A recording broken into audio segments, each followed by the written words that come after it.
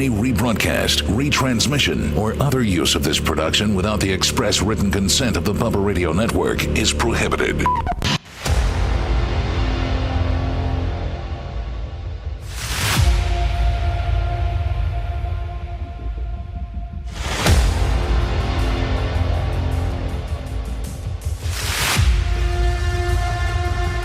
Lummy Dan's got me being a Johnny Asthma kid now, where I gotta carry my inhaler. Yeah, looking like a nerd. And we all knew those guys in school too. Johnny Inhaler guy. Yeah, two puff boy. Just those kids that were trying to survive. Yeah. Pussies. Seth, you didn't have an inhaler, did you? No. Hell no. He had a yarmulke, please. This is bad. You're just an asthma boy. Asthma boy. Man, I had, by the way, it's the Bubba the Love Sponge show, Tuesday, April 8th, 2025, and I for some reason cannot shake this upper respiratory infection that I have. My hawkers are still lime green. Jesus. Even Dan's concerned. I did not sleep, but about 2 hours last night, I was coughing so much that it was keeping me up. I got a sore throat from coughing so much. I coughed so much a couple times I got lightheaded. Did Merch Crick go sleep in another room, or is she locked in? No. The handcuffs don't have that long of a chain. No, I was so out of it I couldn't find the keys to the handcuff. I was so worried about coughing that I couldn't steady. I couldn't have a steady in the hole. I couldn't have a steady enough hole to get the hand to get the key in the hole. Oh God. So I've had this upper respiratory infection now going on like almost 3 weeks. And I don't know, like I've gotten this one. I don't know. Maybe is it long COVID?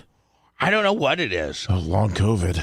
I don't know what it is, but it's supposedly going around right now. But I think an upper respiratory infection's always going around. Yeah, that's And so it's anyway, like pollen. Dan gave me some cough syrup, which I blew through, and I got to get some more. It's the only thing that keeps me from not coughing my brains out. You think I have pneumonia? I think Merch Crick thinks I have walking pneumonia. It's not unreasonable to think that. Now, so what would I do? Go to a walk-in clinic. They would take chest x-rays, and then what they do, they look at my lungs through the chest x-rays, and if I did have walking pneumonia, would it like show my lungs full of stuff? Yep. Cloudy, white. You don't want white on the x-ray. You want it to be crystal clear, black. And what if is pneumonia, does different levels of pneumonia cover like if you have pneumonia really, really bad, it covers a large portion of the lung. If you got a little bit, it's just a little bit. Like how do they determine? It usually settles in one section. Sometimes it will spread to others, but you have 5 lobes to your lungs. You do? And yeah. And Isn't usually it's so settles in cool one. to have Dan on the air because none of us knew that. I didn't know there was 5 lobes to a lung. Did you, Lummy? No way. Of course not. I don't even know what a lobe is. What if all your lobes are tapped out and it's over for you? done, dude. Lummy doesn't even know how to spell lobe. Yeah. So is that what happens like when somebody gets their lungs honeycombed? Is when the lung is completely swelled up with everything? Yeah, and that's that's more of a diffuse thing. Pneumonia usually settles, like I said, into 1 or 2 lobes. But when you have that like honeycombing in your lungs, sometimes it's the whole set of lungs. It's the whole game, and then you can't breathe. They don't work. It's like trying to breathe through mucus. I mean, it just does not work. There's this one convenience clinic down by Dale Mabry. It's like by that Village Inn by Dale Mabry and Kennedy. Oh yeah, it's kind of right there. I've been there one other time. Walk-in clinics are so much better than they used to be. They're almost like some of them are like better than hospitals. Well, they make like little hospital ones now. But do they get you in and out pretty quick? Yes, that's the whole point of it. And I have great insurance, so my insurance will cover it. I'm assuming. Absolutely, or I'll have 100%. Right. And then Dan, they'll read it. And then can I ask them for my X-rays? Can I ask to take them home so I can give them to you? or do they keep them in house? You can ask for a copy. I can. Mm-hmm. Do you trust the doctor to read your X-rays there, Bubba, and tell you if it's all black or if there's white spots, Here's like the Dan thing. said? I do trust the doctor because this is a very common thing that they deal with. So it's my understanding, like with these walk-in clinics, if you have something that they see a lot of, then they're probably pretty good at it. But I still want my doctor, Dr. Dan Diaco, I still want him to be like the few times I've been in the hospital, I always make sure that Dan comes in and oversees what they're doing, or what I'm saying, like Dan's kind of like my main guy. You know what I'm saying? Like He's always checking on it. well, He's a double checker. I'm not going to let them do anything without Dan saying, "Yep, that's what I would do." If they cut you open, who's the first person to visit you, Dan or Merch Craig? Well, Oh, if I get cut open, gonna Dan's be going there. to be in the hospital. He's going to be in the operating I'm room. going to see the blood. Right. I mean, I have my hands inside his belly. Dan wasn't there during my colonoscopy because that's Thank pretty, God, it's not my department. and that's pretty standard. Like that's a pretty standardized thing. Like Yeah. I don't have to worry about them messing that up. Right, and there's really nothing for me to see here. But I had two interns working the day that I did mine. Lovely. Let's say that I had Cell phones out. I'm in good enough shape where I have zero heart issues. I got good blood pressure. But let's say I had to have like a stent or something put in my heart. Now, although Dan is not a heart doctor, But that's scary, so you'd want me around. I would want you there. Yeah.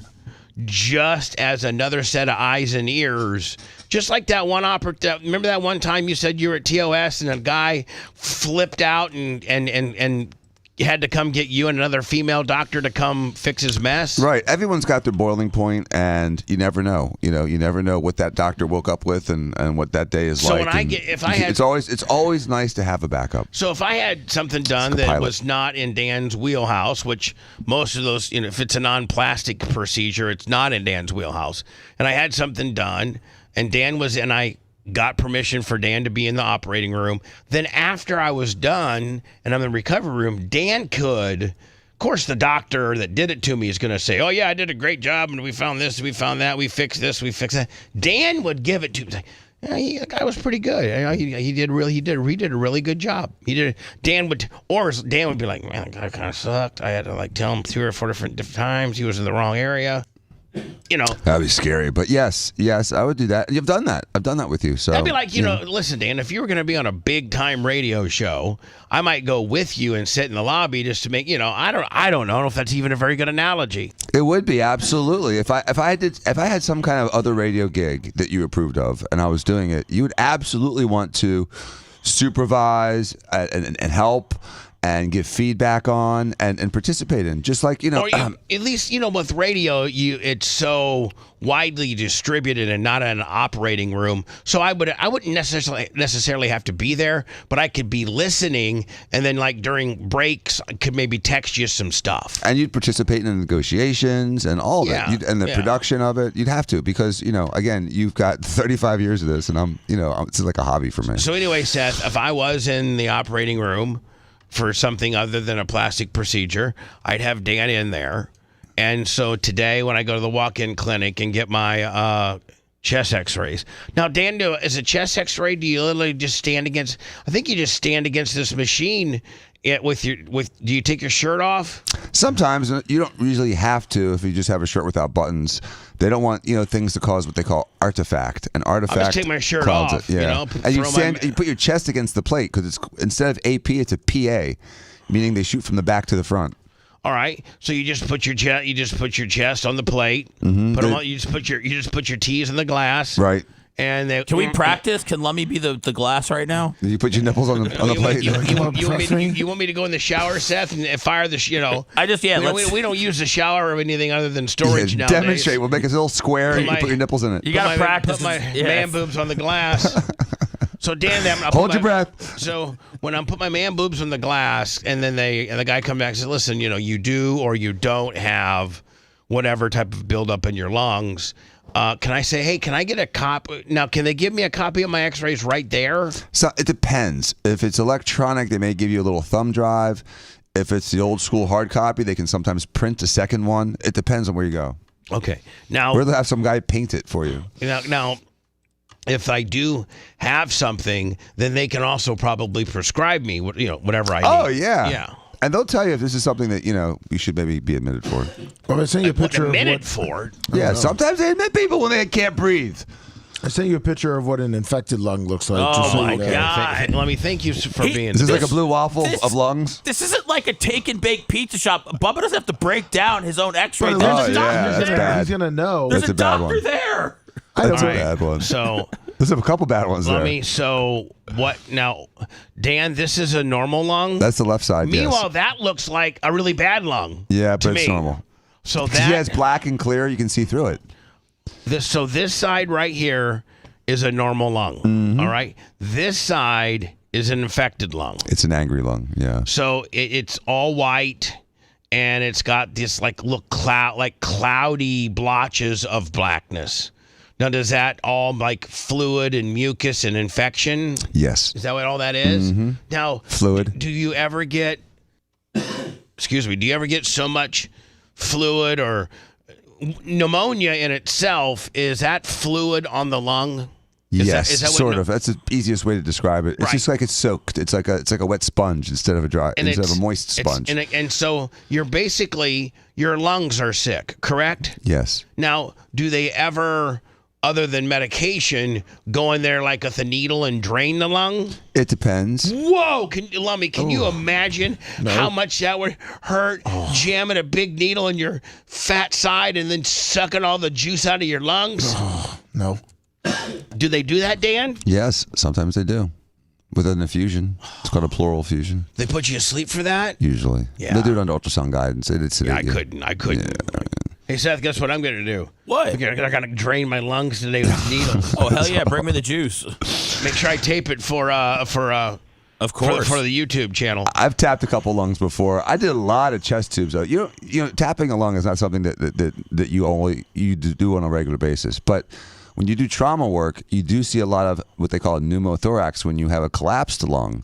And so you have to put that chest tube in there, and it's Now, collapsed lung, that's usually through like trauma to the lung, like you're riding your four-wheeler and you throw yourself off the handlebars.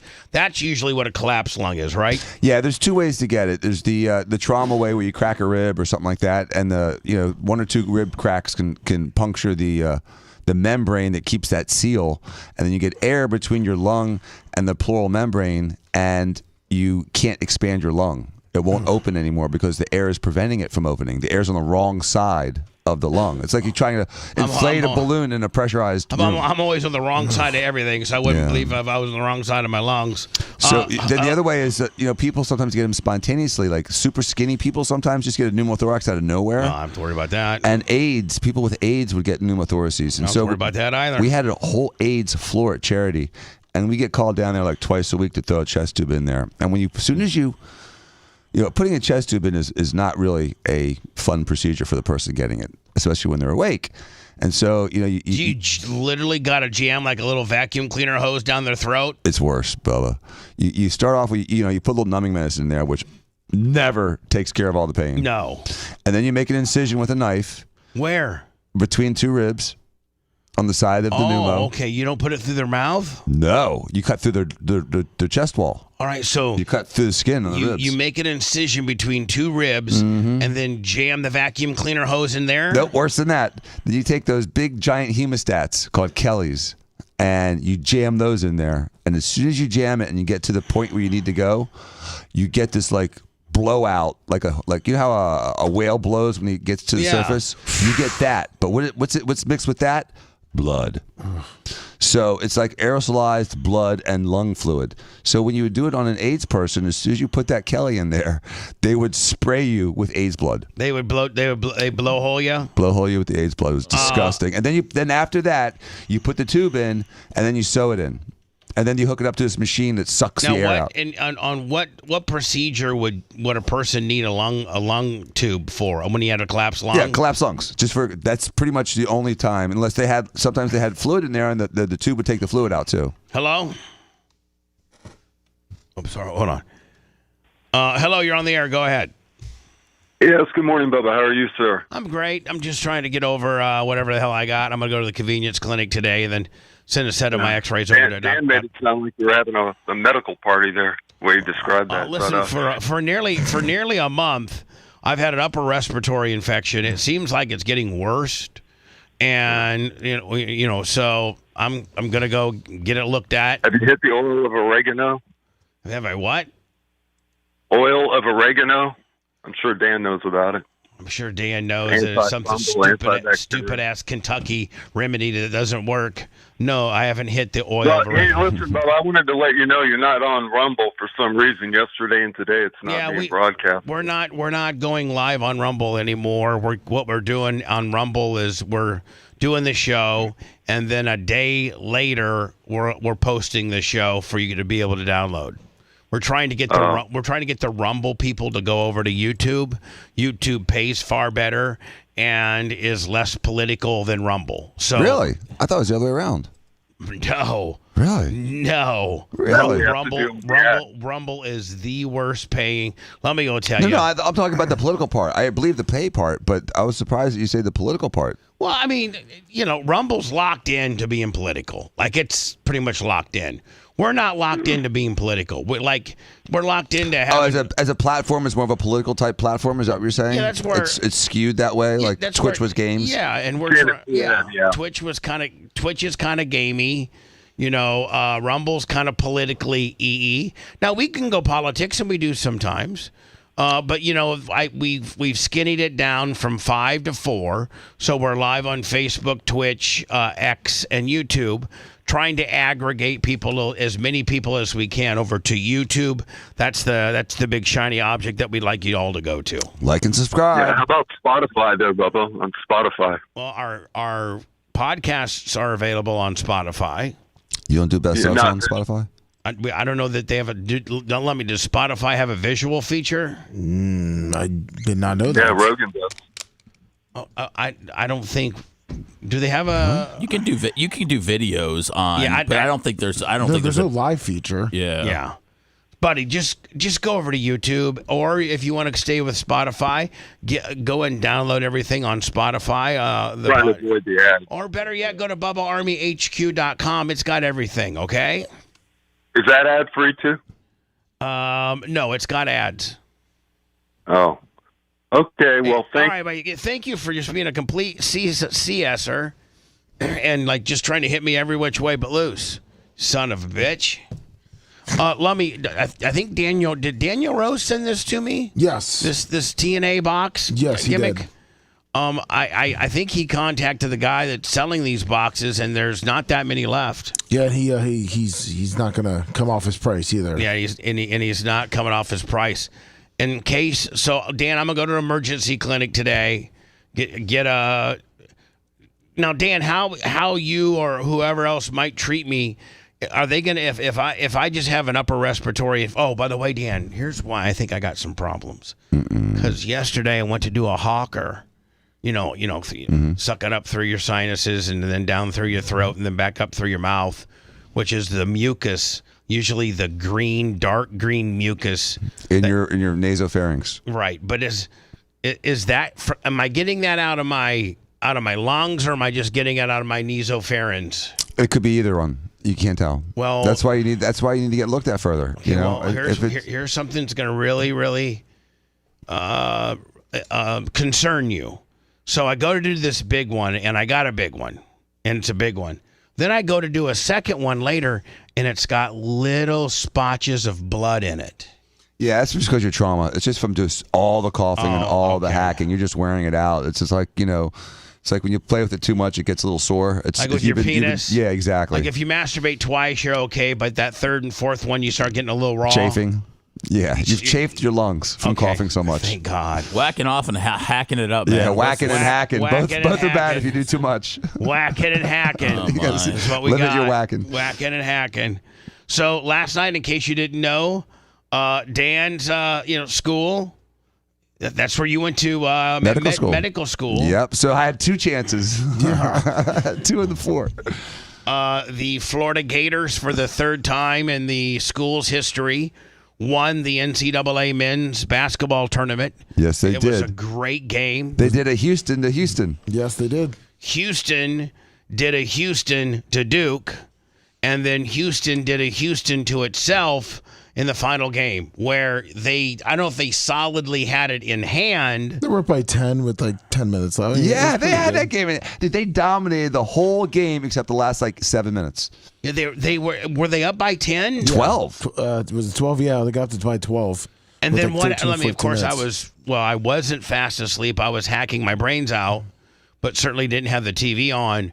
What happened? Houston just started rushing their shots. They totally changed how they were playing. Florida, who in the first half and a half was turning the ball over. They couldn't make a bucket. They were playing sloppy. How big is Florida's center? He 7'4", 7'1", I think 7'2". They got a couple 7-footers. Isn't he a freshman? No, he doesn't play. Yeah, that guy. Oh, the freshman didn't play. Yeah, he's redshirted. He's 7'9", isn't he? Yeah. Jesus. Hold on.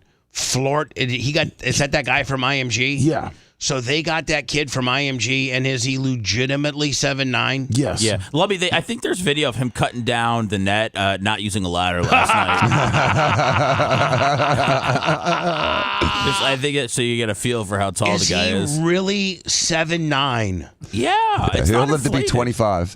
Steve, Seth goes, it's not unbelievable. Yes, it is. No, it's not inflated. This isn't like when they say like a 6'10" guy is 7 foot. Like Right. this is a 7'9" guy who's 7'9". Jesus. Oh my God! Will that be the biggest? Is that the biggest person ever to play? I think so. In college, at Or least. what? No, I think I think all time. I think Wasn't Manute Bol 7'7"? yeah, he was 7'7". Mirsad, I think, was 7'7", 7'8". This guy's 7'9". Is he white or black? White. I sent you. Is he awkward? Did you send me something? I sent you just him cutting down the net from another time, but Yeah, he's awkward. He's not a gymnast. That's why they're trying to Dude had a guy like that was 7 feet and weighed about 100 pounds, and they kept him in the weight room for 2 years, and he still was 100 pounds, and they let him go. Cut it. Jesus. Cut it. Cut it. Them bricks are way too high. You need to cut it. Your price is way too high. You need to cut it. You need to cut it. Cut it. Cut it. Now, let me. Who is the starting center for Florida? He's like 7'1". Yeah. So can you imagine that when you're playing ones on twos? Because I'm sure that the 7'9" guy is he's not a starter, correct? No, he doesn't. Yeah, he doesn't even play. He doesn't even play. No. But he practices, obviously. Yes. So, when they're going ones when the ones are playing practice, the 7'9" guy is probably in there, going against the starter. And I'm sure the starter's owning him. But can you imagine if you're 7'1", you're pretty much the king of the jungle on the court, but you're 7'1", and the guy that's guarding you, like by all applications in the SEC and even last night, I don't know, how big is the Houston guy? 7 foot, 7'1"? Yeah, I think they both got a couple. All right, but can you imagine the the guy that's guarding you, and you're 7'1" now, you're 7'1", and the guy that's guarding you is 8 inches taller than you. And for the first time, that guy, that 7'1" guy, feels what it's like to be every other human playing against him. Oh, I know. Because, he's got 6, 7 8 inches on all the other players. And so he's been dominating all of a sudden. Now he's got to deal with it. I remember the first time I got the distinct opportunity to meet Larry Bird. Now, we went on to be good friends, still are. But, Larry's 6'9". Larry's 6'9". That's how big he is. And at the time, that was about as big as people got. Well, no. Parrish was, I think, 6'11". But not much taller. Yeah, I mean, he was in that upper, Echelon. I think Kareem was in the league. Didn't Larry play against Kareem? Yes. He did. but he was 6'9". Now I didn't hang around people that were 6'9".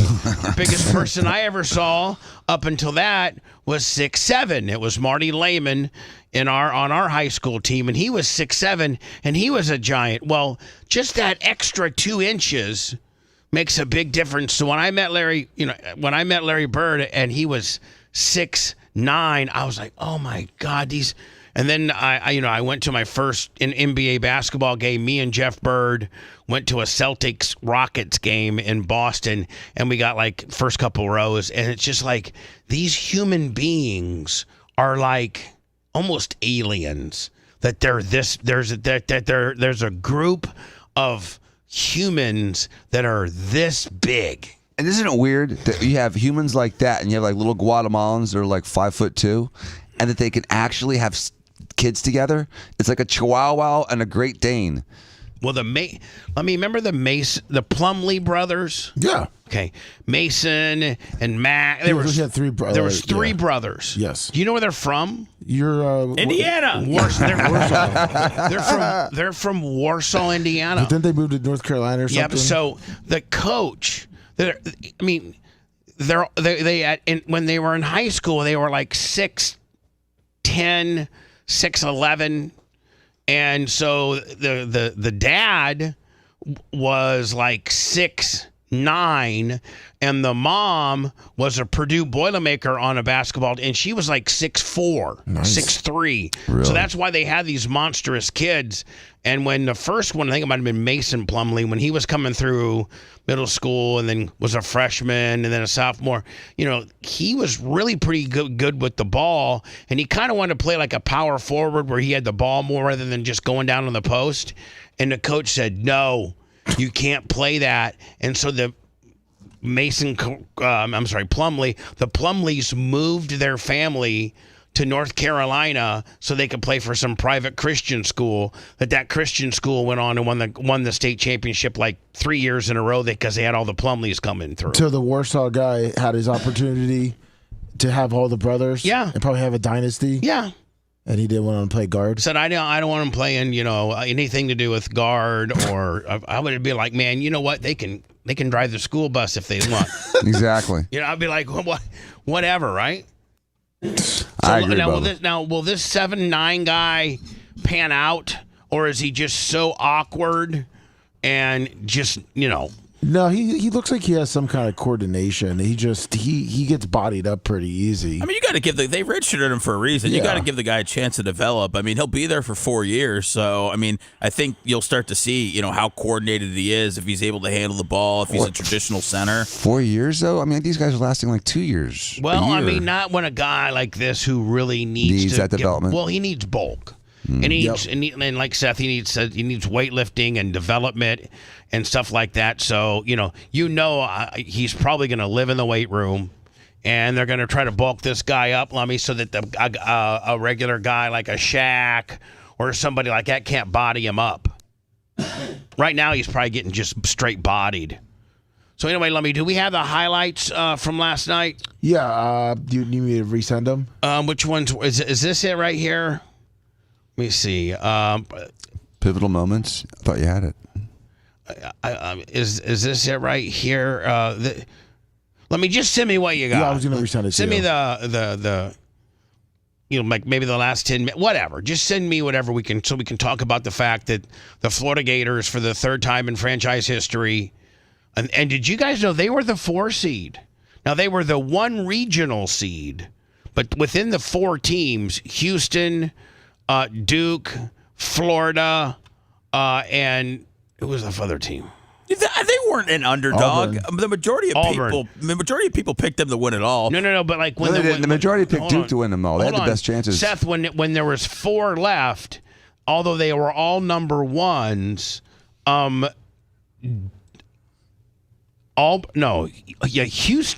Houston was the number 1 overall number 1. No. Yes, I get what you're saying. To me, it's not like Florida was any sort of massive underdog being a number 1 seed. What was the line last night, Lummy? Do we know? 1.5 Florida was favored. Okay. Well, it worked out, right? Yeah, it's pretty close. Isn't it amazing It's how pretty, close Vegas gets? I know. It's unbelievable. Anyway, Even let in me the first half. Get me. I sent you the highlight. I sent you a different highlight too. Okay, thanks.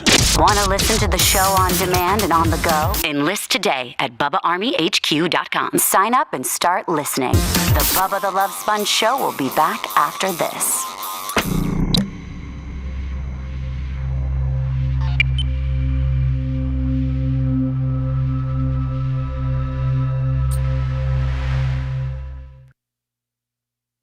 It looks like.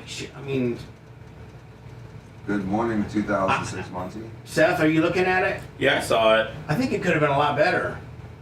I don't know sometimes if we don't give him enough time to. Well, I mean, we got to give him enough time to, like Russell Brand guilty. I think that popped. Death penalty, the Luigi thing popped, but just the best. I mean, I think it needs to say the best female rappers or something like that. Yeah. I don't know if he can go in there and change it though, since he's So, just be mindful that fucking tell Gary that thumbnail's got to pop. All right. Yeah. No, he knows. He might be able to. But you might have blown it there, Gary. Don't get mad. I love you. Seth's not mad either. I mean, Seth's a little mad. He texted me. He said, "Look like shit." Hey, I'm just fucking with you. No, hey, you don't fine. got your fan on, bud. Anyway, Cat, stop and go. Gary's gonna change it after the You show. don't have it directing I towards thought you wanted it that way. No, I want it. I thought you wanted it like this. One cash. Skyby. Well, Gary's gonna have to. He's gonna work on it, change it after the show. I tell him I need it to pop, okay? Yep. The body. I was gonna say like Cash. we could send him what the click is gonna be the night before. Andy. Well, that would have to require. I mean, we could text before you fall asleep and give you some ideas. We're gonna be able to. I don't think we're gonna be able to determine at 4:30 that fucking. Why? Well, I set the rap thing yesterday before 4:30. I know, but I think that we just. Gary just needs 10 minutes. Okay, it's my fault because I was running late today. Usually I have my click suggestions to you by the time you guys walk in here. No, I know, but I'm just saying, like, I don't think there's a whole lot that happens between 5 p.m. and 5 a.m. that alters what the headline of the show is going to be. Okay, well we'll keep doing it the way we are, just getting it to them earlier. But with. So yeah, if he gets 10 minutes, he should be fine. Big Buck. Kenny Powers. Fan. Slayer. What's up, Cash? Thumbs up button. Matthew. Yeah, what do you have? 403 thumbs up. Keep hitting that thumbs up. Big Rock. Or two. So Lummy, you sent me better highlights Yeah, it's right here. Okay. Okay. The full game highlights. All right. What's up, Cash? And then where. Cash, got any Danny Dimes RPAs? I mean, this is only 3 minutes, so is this like the last? They just pull like the best highlights of the game. Let's get down to like. But if you go to Okay, let's go to like. where is it? 2 minutes. There we go. Oh, you got to play the Barkley audio after this, Bubba. Oh, the big girl. Yeah, I got it. Polls after birthday. Greasy. Art. Right there. That's where it kind of started. Well, they went from 312 to fucking 56. Dude, somebody said Walter could be the number 2 pick in the draft. Who could? Who's the guy? Wendell? What's his name? Clayton. Clayton, yeah. Yeah, he's a stud. Clayton? He barely did anything yesterday. He only had, I think, 7 points. That's fine, though, because everything he did up until that point, Lummy, drew all the attention that he had. Oh, You know? So, I mean, that's the... Okay. It's like Paige Beckers didn't have a huge game with UConn in the championship, but she'd scored 30 in a few straight games and left everybody else wide open. Well, yeah, I mean, it helped. Yeah, like you're saying. I mean, luckily those other guys were able to step up. Yeah, they did. Everybody did. They did the job. Hey, good morning. Yeah, well, I mean, I feel like at least for the tournament, I feel like Clayton came out of nowhere, at least on the national scale, on national Clayton scene. Jr.? Yeah. Yeah, I mean, he was averaging like 18, 19 points a game. Oh, but he blew up in the tournament, Oh, man. yeah, I mean, That's where legends are made. That's where power breaks are made. let's see. Yeah, he 34, 30, 23, 13. Yeah, he was averaging like 26 points a game. I mean, I would take him over. What is it, Continental? He's supposed to be a top 10 pick. He is. Who's going to be the number 1 overall, you think? Cooper Flag. The kid from Duke? Yeah, we just hope he goes to a good team and not Who's got the number? Have they done the lottery yet? It'll be like Utah or Charlotte, but there's a good chance that San Antonio the NBA could rig it to give San Antonio Cooper Flag with Wemby. I like they did with Dave Robinson and Tim Duncan. Yeah, I'm holding out for hope that he goes to the Spurs or the Bulls. Who's your favorite team? I like a lot of teams.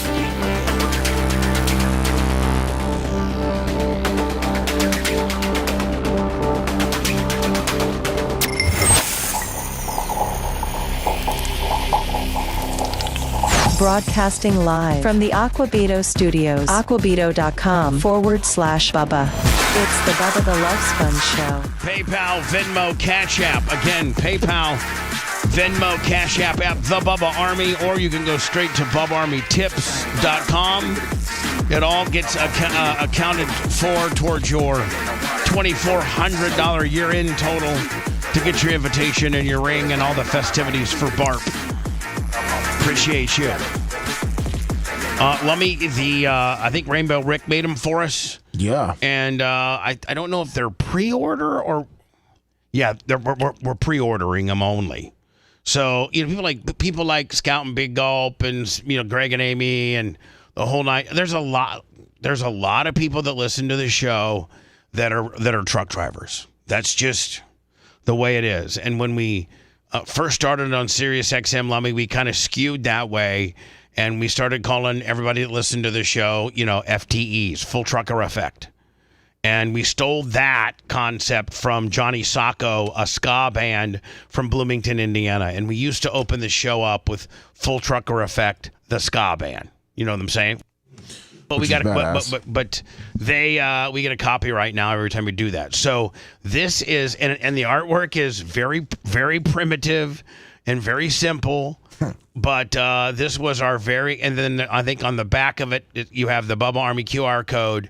But for a limited time only, probably, and I'm only going to keep them up 2 or 3 weeks, you can pre-order your Full Trucker Effect T-shirt.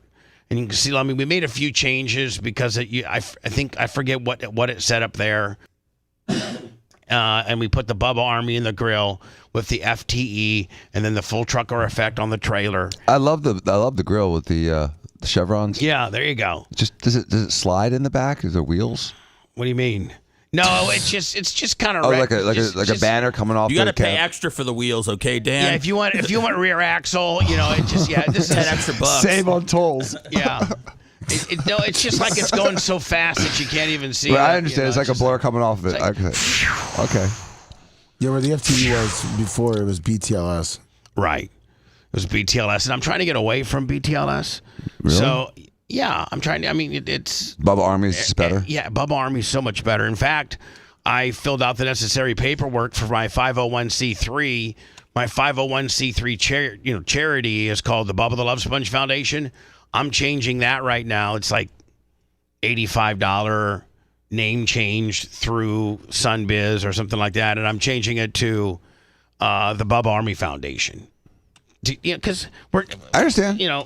I'm trying to get away from BTLS. So anyway, go to Bubba Army Shop, Bubba Army Merch, Bubba Army Store, and order one of these. I'm not making much money on them at all. They're $21.99. Oh, wow. I'm not making much money on these at all. So go get one while you can. Also, while you're over there, get you a set of. Who's that? Oh, is that Merch Crick? Yeah. Yeah. Oh. She models shirts really well, Bubba. She's a good shirt model. Well, she has got a nice set of jugs, courtesy of your beautiful hands. Oh, thank you, but she wears her shirt well. She has, God, her boobs are so unbelievable because of your craft. While you're there, we're talking about pre-sales. You might want to order these because on the 30th, you literally have 22 more days to order the new Fat Man Dunk 3s. Here's the shoes. It's the third installment in our shoe series called the Fat Man Dunk 3s. I think these by far are the most flashiest and coolest. We had the Trump-inspired gold ones. Then we had the low-cut kind of 86 Jordan throwbacks. And these are kind of like a Jordan 13 throwback. Yep. So inside this little area is going to have the number 3, and it'll be we're going to do a fragrance and a shoe every year. So go get those while you can.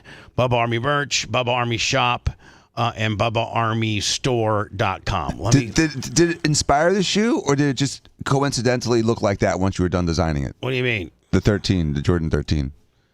No, I was. You had that in your head a little bit. I kind of had that in my head, and so it did inspire it. No, it didn't inspire. No, it didn't. It inspired it. It wasn't copied. It was just an inspiration. Yeah, I saw a set of Jordan 13s. I'm like, that's a neat style, right? That's a neat style. I always liked that style. Lummy, this is the national championship game. Hasn't it only happened one or two other times where all 4 teams were number 1 seeds? Well, I'm not sure on all 4 teams how many. I know it has happened at least once, but I thought maybe it was twice. All 4 seeds make into the Final Four? Yeah, well, all the top ones? I think in each division? That happens more than just 3 or 4 times. Well, look it up. I guarantee I'm right. Look it up. People were upset about the lack of upsets this year, but I thought I'm okay with the best team still being in there. Yeah. I mean, every year there's upset. Well, listen, there's only been, let me look it up. Seth will look up somebody. There's only been, and how long has the tournament been going on? Since the 50s? Yeah, it's probably close to 70 years. Looks like it was 2 times. 2 times prior, or yeah, no, this makes it number 2. See, I was right, was I not? Only twice in 70 years. Was I not? All 4 Hold on, number 1 before seeds made Dan- it? Since 1985. Bubba's right. Dan surprised. Bubba's right. Dan surprised. Yeah, I'm right. Yes. It's only happened one other time prior to this year has all 4 of the Final 4 teams been number 1. This was the second time it had ever happened. We're not going to see a lot more upsets anymore anyhow. Because since when? Let me NIL. 1985. 1985? Yeah, NIL. And if you actually look at a lot of the guys that are around Florida or even Houston, you can see that their first 2 years were with the smaller schools, and then they transfer up. So we're not going to see as many upsets because kids no longer have to be committed to the program like that they committed themselves to. Yep. So all you're going to see are juniors and for the most part, upperclassmen that have spent 2 years somewhere else, and then usually at a smaller school and then get plunked. Portaled in. Like when Steph Curry was back on Davidson back in the day, he probably would have been on Duke or North Carolina or something that offered him a ton of money. He would have been at Davidson for like the first 2 years, and then right, and then Duke or North Carolina would have snatched him up, or Kentucky or Louisville or somebody like that would have snatched him up. Yep. So you're going to see the best teams be in the tournament every year in the finals just because of the portal.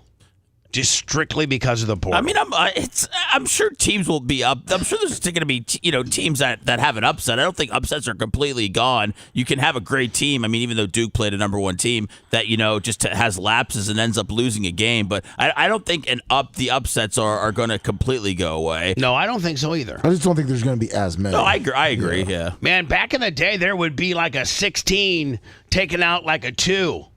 And that was the beauty of the tournament, Bubba. The beauty of the tournament was that everybody's equal. Everybody has the same shot at it. You get like a Florida Atlantic or a Butler. Gonzaga used to be nobody, and then they became a real team. Gonzaga was a nobody until the nobodies made it to the tournament like 5 years in a row, right? And then they became a powerhouse. Yeah, right? Gonzaga's elite. Yeah, they're an elite program, right? But their eliteness, Seth, I think you would agree, started out with them kind of hoaxing them. They're like making a couple of upsets in the tournament, yeah, and then that made them. Kids are like, man, don't sleep on Gonzaga. Wasn't there St. Mary's? I mean, I feel like there's a lot of teams that came out of nowhere that have made runs. Georgetown. But there's. I was just getting ready to say that there's also been there's also been And what happened to there's Georgetown? also been schools that have now fell out of favor. Like you don't see IU anywhere. Nope. I mean, back in the day, IU, I don't know how many national championships IU has, but they were always in the conversation. Tell me the last time Kentucky made a Final Four. They haven't completely fell apart, but UCLA you don't see very often. UCLA fell apart. Yeah. Arizona fell apart. IU fell apart. Georgetown was a powerhouse for a few years. Michigan, let me remember with the Fab Five. Yeah. They fell apart. I mean, They choked those Fab Five. Who's the big They killed slinging them. D's in the Big Ten this year? Michigan State. In Michigan. Michigan won the conference. They're bad. I mean, they got the FAU head coach. But tell me the last time Georgetown was relevant. 80s. It's been a long time. When Patrick Ewing played? I don't know. Exactly. Hell. It's with Patrick Ewing era. Maybe Allen Iverson a little bit. Yeah. Oh, he played for Georgetown? Oh, yeah. Yeah. God, he was a hell of a player, was he not? Oh, yeah. So there's 3 minutes and 15 seconds. We're just going to give you a little play-by-play here. Last night's national championship game. So Houston's up by 3 on Florida with 3:15 left in the game. Stagger to give him a look. Clinton. So now we're tied, right, Lemmy? Yep. So then the highlights go from that down to 56 Yeah, seconds. there was pretty much like a free throw. It's a free throw gimmick? Yeah, there was really nothing. There was a technical. Yeah, I mean that's not a highlight though. I know, but that changed the game. The guy got called for a foul and then slammed the ball on the ground, and they called a technical. So they got 4 shots. I didn't see that. Who got 4 shots? Houston did.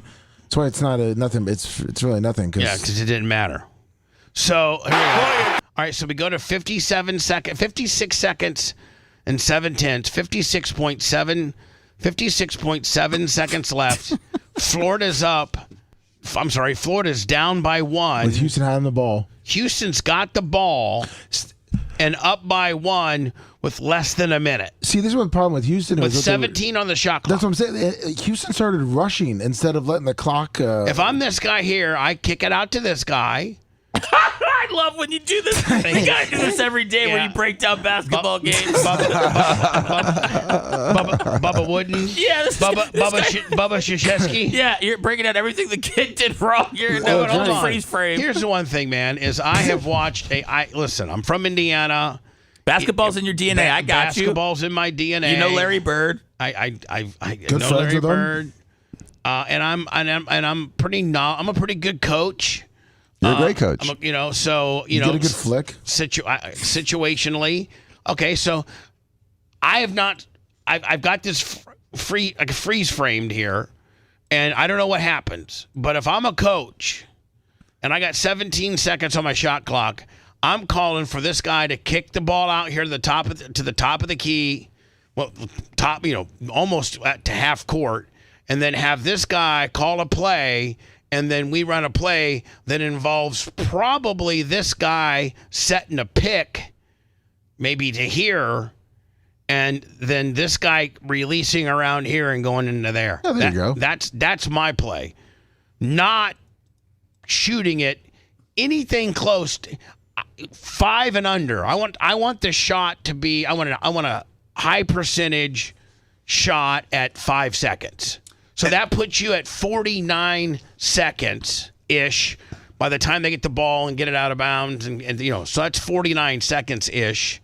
If Houston, let's see what happens. Let's see what they do. And What's he do? Instead of flicking the ball out and resetting the court, he tries to drive to the basket. And that's what's frustrating, Bubba. Because, these guys play for 38 minutes running very complex and organized plays. And it seems the last 2 minutes, everybody thinks they could just drive to the net and score. Yeah, so now hold on. Now, let me again, if you go back to what I was saying, if instead of that guy driving to the hoop where he has the center that's going to collapse down on him. Yes. Now, the only play at that point, if once this guy drives and the center collapse, then you feed this dude. You don't go. You're a guard, and it looks like a small one, number 4. And you're not gonna get a reverse layup with this big sequoia here. You're either going to get you're gonna get him to collapse on you, but you better feed the ball to your guy. Let's see how open his guy was. Done some great things out of a time. Look, if he does a wraparound pass, this guy comes in for a layup. If he doesn't drive to the hoop and he resets the court by throwing the ball here, now we've taken all of that time up, and so this guy shoots it. And I would have shot it with 4 seconds left. Done some great things out of a timeout. He shoots with 15 seconds left. So he took 2 seconds off the clock. Took the 2 seconds off the clock. The block by Howard Cryer. And one of the big sequoias blocked it. Yeah. Surprise, surprise. Didn't have a chance. Great help. Clayton over to Martin. He drives. Martin Baker, no. Foul call. 46.5. So he made both free throws. The guy made both free throws. And now, listen, Houston, what's the shot clock? Shot clock's not in play. Shot clock's 40 seconds, right? No, 15 seconds. right there. Oh, I'm sorry. Okay, I'm sorry, right here. Shot clock's 15 seconds. So Houston has 15 seconds to make a bucket. Doesn't have to be a 3. It can be in anything, right? Yeah. In fact, you don't even want it to be a 3. You want it to be a high percentage in the paint shot. Yeah, get down low. All right, so Houston's guys got the ball.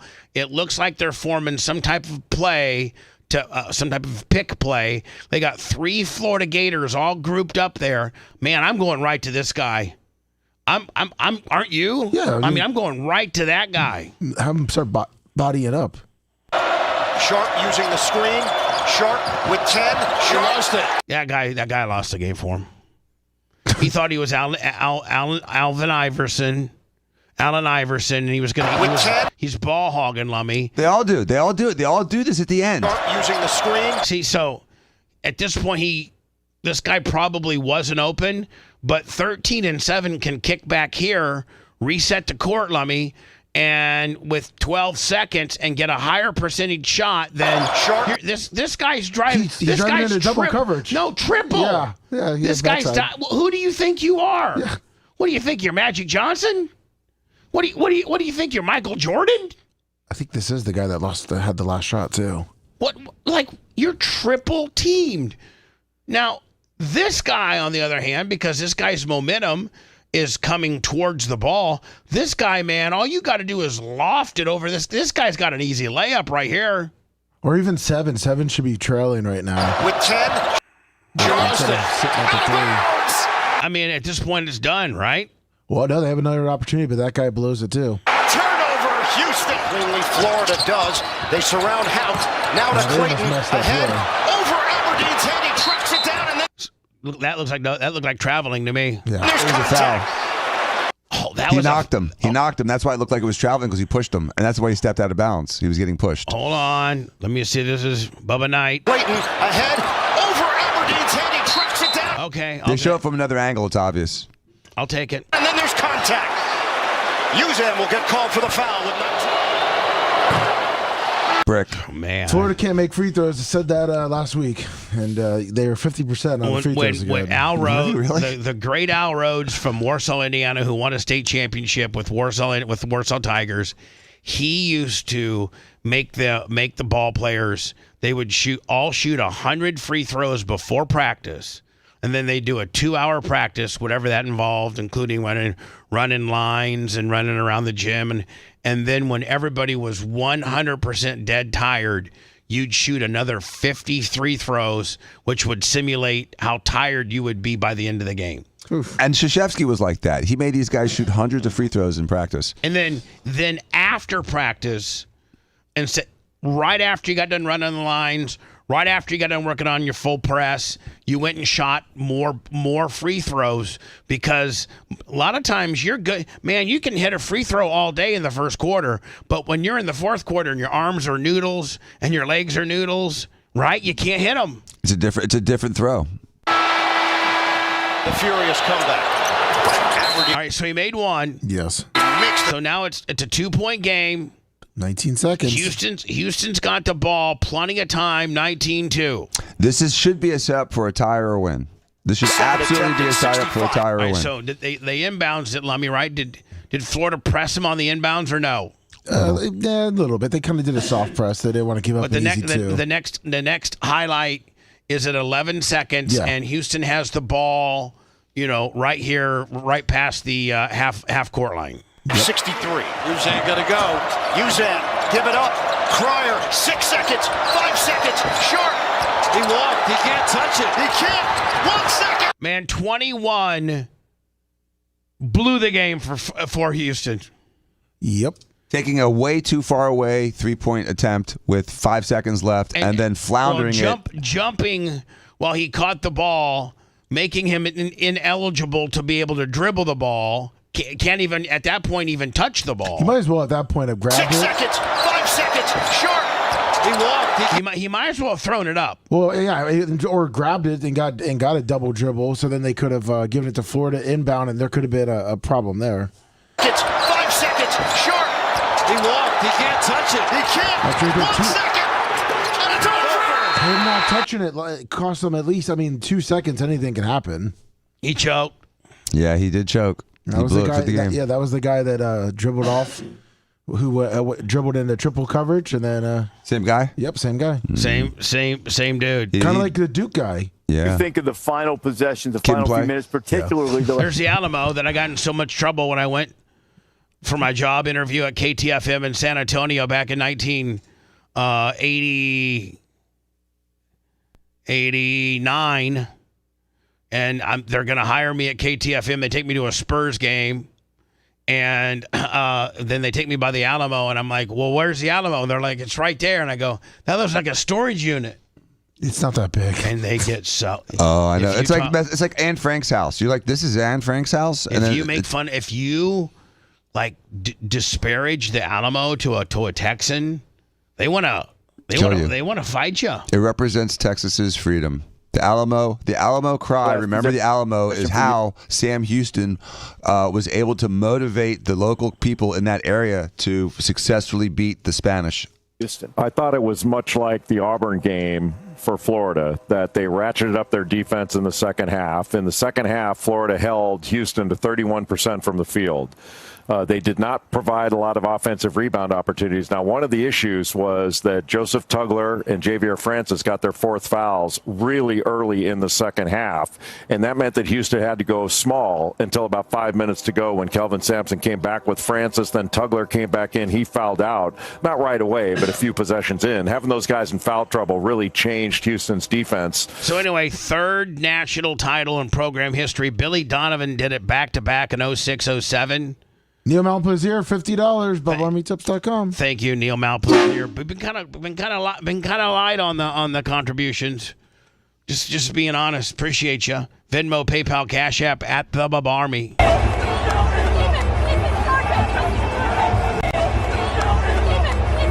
Let me know, who's the coach for Florida? He looks like he's a pretty well liked guy. Yeah, I don't know his name. He's a young guy. He's 39. Is that how young he is? Yeah. That's great. That is so awesome to see. Last year, people wanted him fired. Yeah. No. Funny. Yeah, for real? he got knocked out of the tournament early. And because I guess there's some controversy behind him, but 39, isn't that great though? Instead of getting all these old timers. Now see, with this, there's two sides to the portal. Now, Seth, is everybody trying to jump in Florida's portal? No. Florida's stacked too. Florida's got a good. Or is everybody looking about how stacked they are, and they got sophomores and juniors? I'm not going to jump in their portal because I probably won't play. People, it's about where you're going to play. I mean, it's about where you're going to start. I don't think they're. Is it about money at all? Like when you're in the portal, does the coach pick up the phone and see? I don't. The coach doesn't. I don't know. I don't know the protocol. Maybe you do because you're familiar with the collective and things, and maybe you too as well, Seth. But let's say let me. There's a guy on Florida right now who's that one guy that scored like 33 a couple nights ago? Clayton. What year is he? I think he's a junior. Okay, is he going to be? Sorry, he's a senior. Wow, Clayton Jr. Yeah, Clayton Jr. But is there? Well, like for instance, there's some young players on Florida, so nobody's going to. Do you think there's some Florida players that would get on the portal because they know they probably might not play, or does Florida stay intact? And other people scramble around but when you get into the portal and you offer yourself, do teams offer you a scholarship, or do you pick where you want to go, or do you have to be picked? You put yourself in the portal, and then usually the teams start coming to you, and then not the coaches, but the coaches will set you up with their NIL guy, and their NIL guy will be the one that's. Does the NIL guy? You literally say, "Hey, Seth Kushner, I see you want to come to Purdue here. You're playing your second string at Ohio State, but you think you'd start here at Purdue. We're interested in having you, and later this afternoon I'm going to have this guy named Fred call you. He's our NIL deal guy, and he'll be calling you later today. Yeah. Tell me how many shekels you're going to get. I mean, really what happens is the guys put their name in the portal, and then they start getting recruited like they did in high school. Mm-hmm. And, I mean, not every guy is getting $100,000. Some people just want the opportunity to play. So some guys are just going for free, just a change of scenery and or competition. Can I ask a stupid question? Yeah. If someone says they're in the portal, they get picked up by Florida, and they're an intermediate guy, and they're getting we'll just say arbitrarily they're getting $20,000 a year, and then they blow up in the sense that they get to become a superstar. Do they get renegotiate that NIL money, or do they get more automatically if they start selling all these like number 14 jerseys? How does it work? You can renegotiate. I think you want to keep them happy. I think that they could come to you while you're at your same school and redo your deal. Or you can portal up, and people, will know your current deal and say, "Hey, I know that LSU is paying you $40,000. We'll give you 60. But here at Georgia, we'll give you $110." Yeah. USF. I'll give an example. I won't give it players. There's an example last year of basketball. The USF's basketball team did pretty well. They did really well last year, didn't they? Yeah, they had a good team. But their guys that got highlighted. One guy was making about $800,000. $800,000 to play college football or basketball? Basketball. With the NIL. And when the coach died, he transferred out, and he got an offer from another college that was going to pay him like 1.3 or 1.4 if he transferred. He went back and then said, "I'll stay at USF if you can match it." USF didn't match it. He transferred. There you go. Wow. Charles Barkley doubles down on one of Charles Barkley's gimmicks is that San Antonio's got big bitches.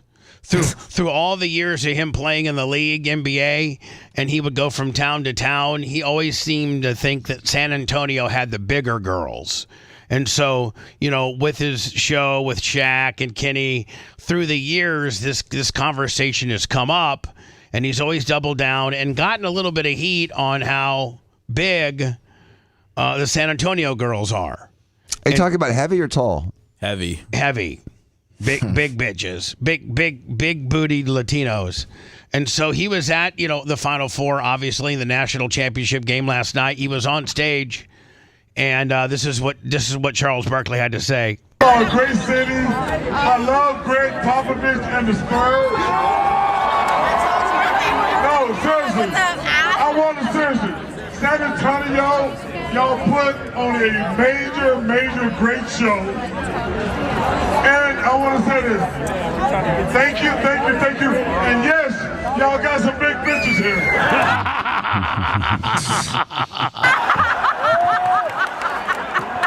He got a pop. I didn't do that. All right. He got a pop, and then kind of maybe a boo.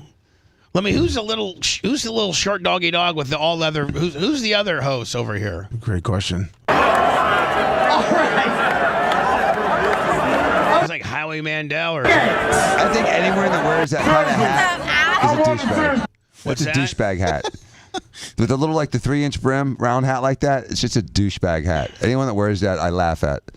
Anybody, you're just screaming douchebag when you wear that. Yeah. Lummy, the great, and she's Hall of Famer, Susan Poitras. $100 on the PayPal. Thank you. Love her. Thank you, Susan. Let me, when we return, Budweiser. You know, I got to tell you, and I'm a Miller Lite guy, but for as bad as Budweiser messed up on the Dylan Mulvaney, how do you say your name? Mulvaney? Yeah. As much as Bud, because at the end of the day, Bud Light's a Budweiser product. As much of a black eye and as much as they missed the target on that, they've really come back, and Bud Light's no longer scorned. Bud Light's no longer taboo. You know, during the Dylan Mulvaney deal, you couldn't go to a bar. They were throwing out Bud Light. Kid Rock was taking his machine gun and blowing up Bud Light. Bud Light then said, "Listen, we need to promote to what got us to the dance." They went and cut a big deal with Kid Rock. They went and cut a big deal with UFC. They went and cut a deal with all these manly things, and they're back on track. I think Bud Light's fine. Now Budweiser, this is a great idea. Budweiser now has commemorative cans for every goalie that never gave up a goal to Ovechkin. Isn't that pretty cool? That is pretty Budweiser sent celebrity cans to goalies who did not get scored on by Ovechkin at any point in their careers. And here, I think, is this the list right here? Yes. Right now, is there 2? 0 of 895. It's an interesting concept. That's a great concept. 0 of 895, and it goes and lists all the goalies that never gave up a goal to the great Ovechkin. That's great marketing. It really is. It's going to be a lot of guys that you've probably never heard of because all the substantial goalies played a long enough to give up goals to Ovechkin. So it's a lot of guys that probably got called in, for mop-up duty or something like that because you see, facing 2, 4, 5 shots, something like that. Right. Is that what the number is, the shots? 199, yeah. Well, here. Yeah, then the number section is how many saves they had. Like this one dude only had this guy's got 2, 4, 5, 7, and the highest being 19, and that's like one game. Is it one game or is it to the career? I thought it was career against him. Career. Oh, career. Yeah. That's not that many shots against him. This guy only took 19 shots against Ovechkin. Yeah, right? Maybe 2 or 3 games. Yeah.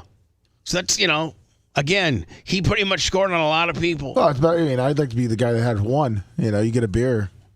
There's 2 guys on now there. Are they just giving you the commemorative beer, or are they making a whole brand? No, they're just sending it to the guys, just to the dudes. Yeah. So it's not even open to the public.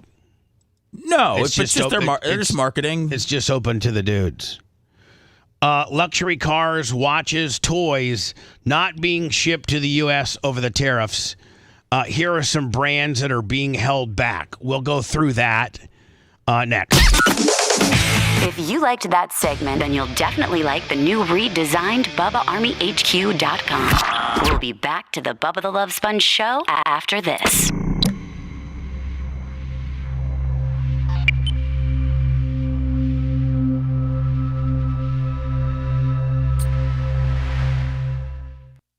On the hot cam. Hot mic. What's up, stank finger? Seth, we'll try to get your badass chair put together tomorrow. Stop and go to sleep. Thank you.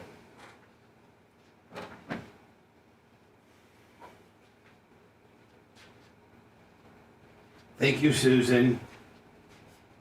Plumbing? What's today, the 8th? 7-Eleven said that a guy overnight, his gun went off in his pocket and he ran. In the store? Yeah. What happened? I was trying to read his text. I guess the guy was checking out at like 3 or 4 in the morning and his gun went off in his pants. And then he just ran. Man, can you imagine ringing up a dude and he's fucking... So I asked him, he's trying to get the surveillance camera for us. Or the tape. He's coming out. We probably shouldn't have that, but it'd be great. It would go viral. People love it probably would. Is it anyone else? We need it. He said he's talking to the manager because she's the only one that can get it for him. I need the footage from my other job.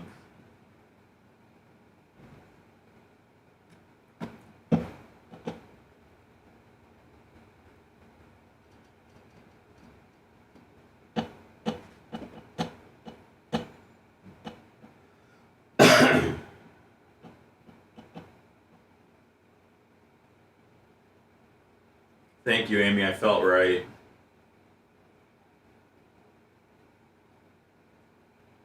What's up, Quicker Ticker? What it do, Permagram?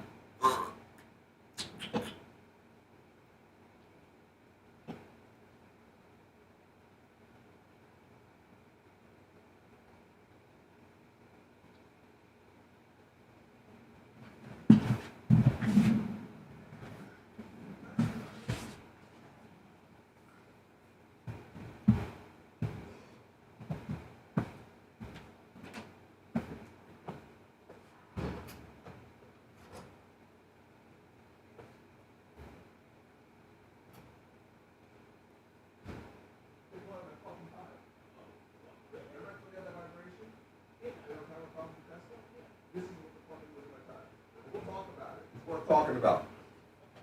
Bubba. What? This was in my fucking truck tire. What is it? That's what was making my car vibrate. The foam in the tire. We should talk about this. Tesla. Every fucking truck has this problem. Well, we'll keep it. Oh, I'm keeping it. They put those inside your tire? Inside it for noise suppression. And then they get loose and the car shakes like a fucking tree. Shakes like a jackhammer who's shaking that hard. I'm like, it's the front left. He's like, how the fuck do you know? I'm like, I know, bro. Check the front left tire first.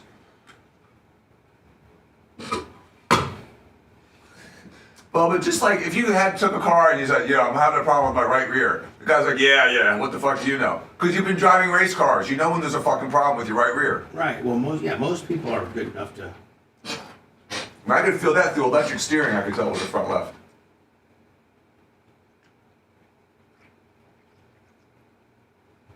Like the steering wheel's not connected to the wheels in my car.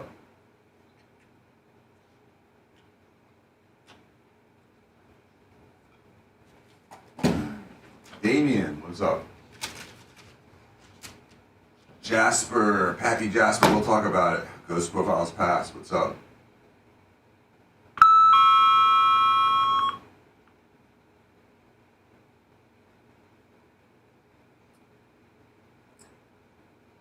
But the dealership got nice.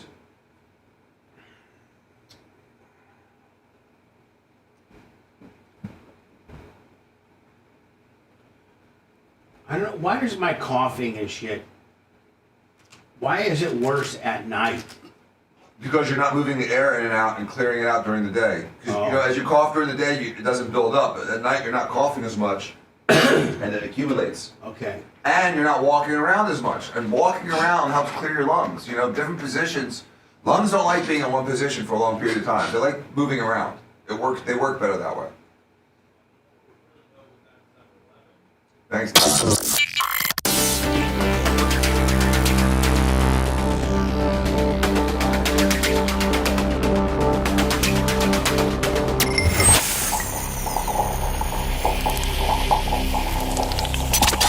Broadcasting live from the Aquabeto studios. Aquabeto.com/Bubba. It's the Bubba the Love Sponge show.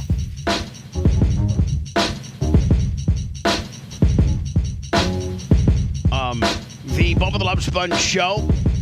I think Fish on the J just PayPal'd up. All right. Let me see here. Fish Merchant. Fish on the J 25. Thank you. PayPal, Venmo, Cash App at the Bubba Army or BubbaArmyTips.com. It's really simple.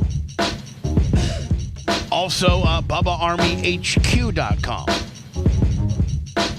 So Dan, of course, a doctor, a plastic surgeon, a lawyer, a stud, a Duke grad, a Florida University of Medicine, Florida grad, a Stetson College law school grad.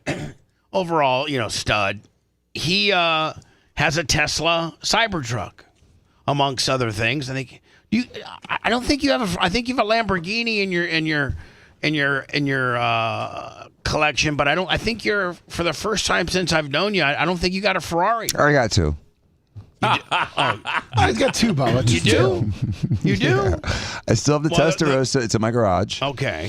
And I have my 488 Challenge Evo race car, which I drove over the weekend, which was awesome. Evo, does that mean electric? No, Evo is just the second generation of it, the evolution of it. It's got the Formula One steering wheel. It's got better downforce. You drove it this past weekend? Yes, I did.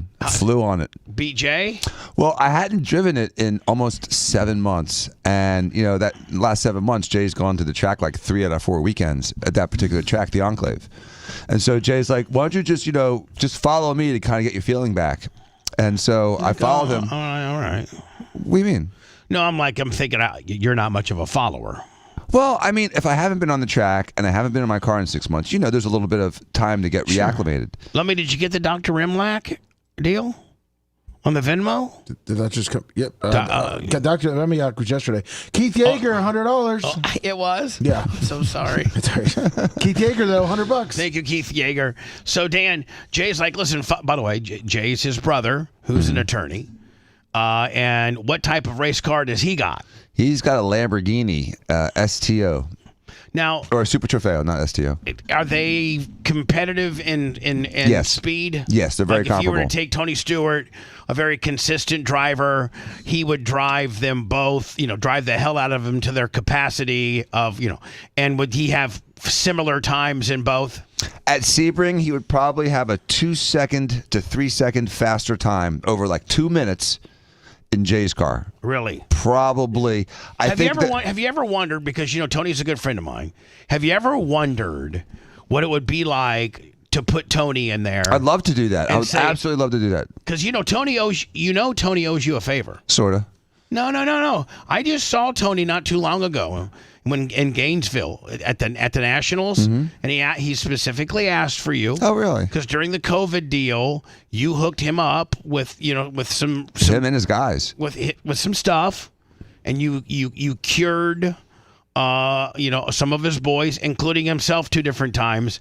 And so I busted his balls and said, hey, Smoke, don't forget. Now, I know you're not in NASCAR anymore, and you were supposed to get Dan a hot pass, but you owe Dr. Diaco, because I'm always just, one, I'm always just busting balls, and 2, I'm trying to get kind of a temperature as to where that deal is. You know what I'm saying? Right, I understand. So, if he forgot, it's like, oh, man, that was 4 years ago. Tell Dan to pack sand. He goes, I keep my word. Whatever Dan wants, I'll handle. So when he comes down to Florida next time, and he comes down here, we'll take him to the Enclave. He can do it there.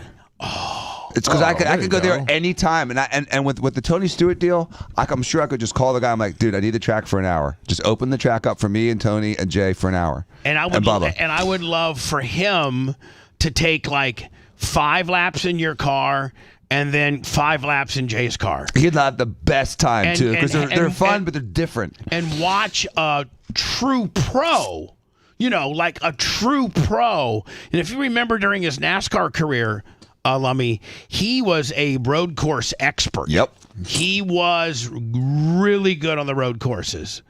Because a lot of times they would camera up his foot, and oh my God, he 2-foots it, and then he'll break with his heel toe. Mm-hmm. You've seen that before, haven't you, Dan? Mm-hmm. I can do heel to toe shifting, downshifting. So you learn that with the old Porsches, right? So anyway, you're at Sebring this weekend. Jay says, "Follow me around for a couple." So you said, "Okay, let's go." He's in his Lamborghini, and you're in your Ferrari. Mm-hmm. Okay.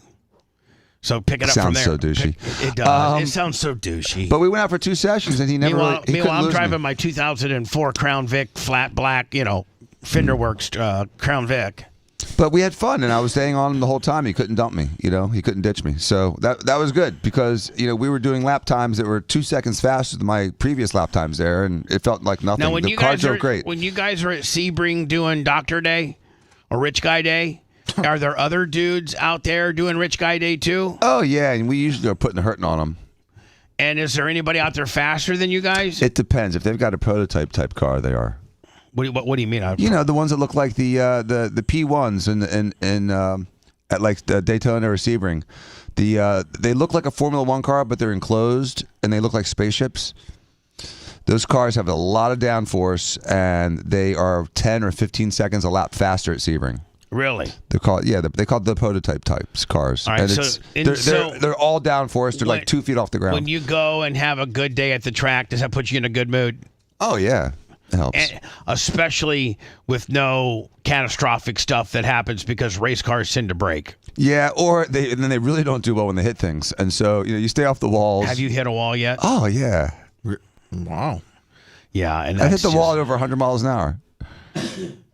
But Bubba, you know this. The difference between survival and catastrophic injury in race cars is proper safety equipment. There's only one thing you need. Hans. Yep. But it's more than that now. Bubba, it's got even more than that because there was a guy that died at Le Mans when he had a side impact, and there was a tree on the other side of the Armco, and it didn't give, and he snapped his neck to the side. So since then, these road cars, these road course cars, have these long side extensions like NASCAR has. They didn't used to have that. So your head is controlled both front and back and left and right. Yeah, they actually put your head in a little bit of a compartment. Yeah, it's in its own little cradle. Right. And so every time there's a catastrophic event at a race track, safety progresses. The soft wall, the Hans, these side supports for your head. It's all improvements. And it's a shame it's based on disasters. Hans is only really developed to protect you front or back impact. Whereas the side supports, they kind of put your head in a little bit of a cocoon. Yeah, it doesn't go anywhere. With like literally 4 to 5 inches of padding on either side, and which will absorb. If I was you, if racers built up their neck muscles, I think that would help too. And they do, because the neck muscles get a lot of torque over time. And if you ever see little Formula One guys, they're 5'2", but they got 18-inch necks. They got big traps. Yeah, they got traps and necks. It's amazing. So we had a good time. The supply of foreign-made goods. Let me. What time's the market open? 8 o'clock. 9:30 is when it opens to the public. What's the early trading indications right now? I'll look it up because the pre-market starts at 4. Right. Doesn't it start when China's up or something like that? I honestly China's don't know. always up. Yeah. China never sleeps. China's like Vegas, except there's no gambling. It's just all manufacturing and working. And when you're in debt, they kill you. Oh, do they kill you? China? Yeah. I'm sure. Don't they have like a debtor's prison? I don't know. I think. Yeah, that's an old English thing. I think some countries do have a debtor's prison. It's up right now. It's up 400 points. It's up what? 400 points. Just want to let you know everything's going to come back. No worries. My reciprocal tariffs are working. I got 2 countries that already said they're going to go double zeros on me. The supply of many foreign-made goods into the U.S. is likely to come. Here's the other deal. We wouldn't have to import as much lumber into our country if our EPA would ease up a little bit and let us start cutting down trees in Maine and Oregon and Wisconsin. Not all of them. Not all of them. The majority of our lumber that we get now from the U.S. is from Oregon. I think Washington's the one that we can't really do much with. The baseline tariff of 10% was applied to many countries Saturday, with heftier percentages applied to the worst offenders who levy high tariffs on U.S. goods coming into them in 2 days. Companies producing everything from toys to luxury wristwatches said they are now holding off shipping goods, risking America going from the land of plenty to the land of unavailable. The first luxury items to leave circulation, Jaguar. By the way, we know a guy who owns these particular brands. Jaguar, Range Rover, and Land Rover vehicles, all manufactured in the UK, have ceased. They're not coming. Oof. Now, we did see Steve was in here yesterday, and he's like, our buddy, you know who owns those? He loaded up, right? He did. For lack of a better term, he kind of, because he's a car guy and he's been in the car business 40 years. He sniffed it out? He was told through the manufacturer, listen, get double your inventory because this is coming.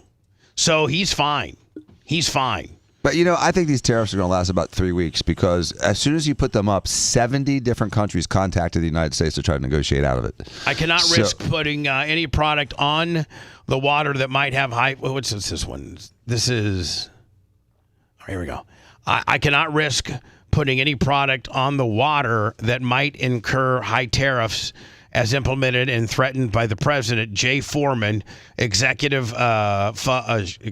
chief executive of Basic Fund, which makes toys in China. I mean, who cares about toys? Exactly. with poisonous dyes in them and pieces that kids choke on. Land Rovers and Range Rovers and Jaguars, we need those. Yeah, it's sort of. We don't need toys. Yeah, we were crying supply chain 4 years ago, and we were just dealing with it. Now, it's literally like a week pause, and the whole world's going to fall apart. It's pathetic. But we can buy American, and we can get the cars like a Tesla with screwed up Goodyears on them. Oh, yeah, we have to get to that momentarily here too. Well, I don't know. I don't really fully understand Dan's situation because I'm not a real man who knows about cars, but it looks very odd. Well, here's the thing about Dan's situation. It looks very odd from what he brought in. Is that what Dan's going to show us here in a minute is not normal. No. To a normal vehicle or a normal tire. And we'll set it up here momentarily. China is among America's most dug-in trading partners, so it's hardly surprising the country did not take well to the 54% tariff, including earlier tariffs, which have been slapped. In fact, China hit back with a 34% retaliatory tariff on its own, leading Trump to threaten another 50%. I mean, my God. So hold on, which now means the tariffs from China are 104%. And they're still half the price of what it costs to make in America. 100. Does that mean like if you were to buy something for $20, it's going to be like $48? No, that means if you're buying something for $20 and it used to cost the manufacturer $5 to get it here, it's not going to cost them $10 to get it here. So they're going to lose a little bit of profit. No, they're going to pass it on or they're going to tack it onto you and charge you $24 instead of $20. Right. On top of that, the communist country has also promised to limit the shipping of 7 rare earth elements, some of which are used for manufacturing and electronics of high-tech items, including lasers, high-powered magnets, wind turbines, jet engine coatings, and Tesla cars. China has also promised to investigate the shipping of X-ray tubes, which are used in CT scans and could potentially impact Americans' medical screenings. Yeah, we don't have enough CT scanners in this country. That may hurt Canada, where you have to wait 6 months to get a CT, but it's a joke here, dude. This is all fear mongering. Hold on, rollies. Yeah, they say don't be a panicking. Yeah, panicking. Luxury timepieces from Switzerland, including Rolexes, Breitlings. What's the other one called? Audemars Piguet. Doesn't Jay have one of those? An AP, yeah. Audemars Piguet. Steve does too. Are taking supposedly they're getting slapped with 31% tariffs. So it looks like watches, toys, Jaguars, Range Rovers, and Land Rovers. And baby food, and diapers, and Band-Aids, and all the other crap that we buy from over there. And again, Bubba, when you see a piece of like an instrument that's made in China versus something like made in Germany, the quality difference is so astounding. Yeah, but it's amazing how crappy the stuff is that comes out of China. The average American wants the cheap, crappy one, then the high-precision Rolex. They want the cheap, crappy iWatch. You know what I'm saying?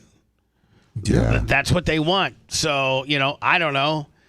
I don't know if this is going to change or not. We need to talk about your tire. So Dan's got a Cybertruck. Of course he does. And by the way, he loves it. Yeah, and I ordered it, Bubba, literally 5 years ago. You did? Yeah, I put a deposit on it in 2019, almost 6 years ago. Way before Trump got his. Right. Way before. Right. And so, it was even while Trump was out of office. Yep. Nope. Trump was in It was office. right before COVID hit. I put it down. Right. It was right before COVID. It was like December of 19. Trump was still in office. He didn't leave till 2020. Yeah. So you've been feeling this vibration in your tire. Which one? Your front left? I thought it was coming from the front left, and it was not just a vibration, Bubba. It was a violent shaking to the car. Like at 70, there would be nothing, be smooth as silk. As soon as you hit 80, the car would start vibrating, and it felt like it was going to jump off the tarmac.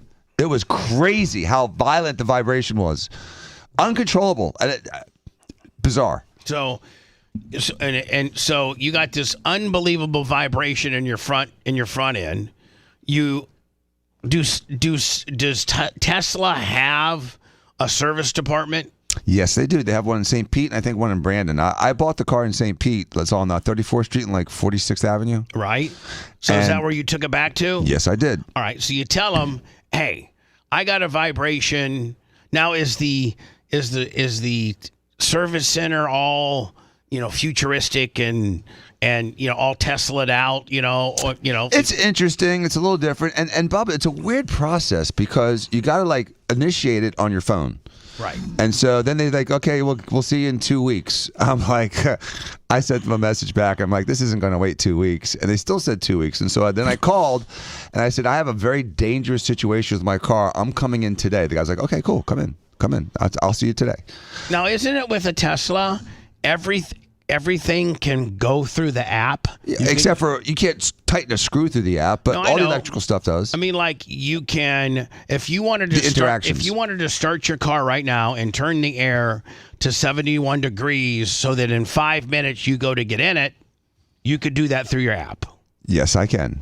I hit, it starts like this, put it on the screen, and then I would hit climate, and then I would put it on, and it starts blowing cold air in my car at 71 degrees or whatever temperature I set it at.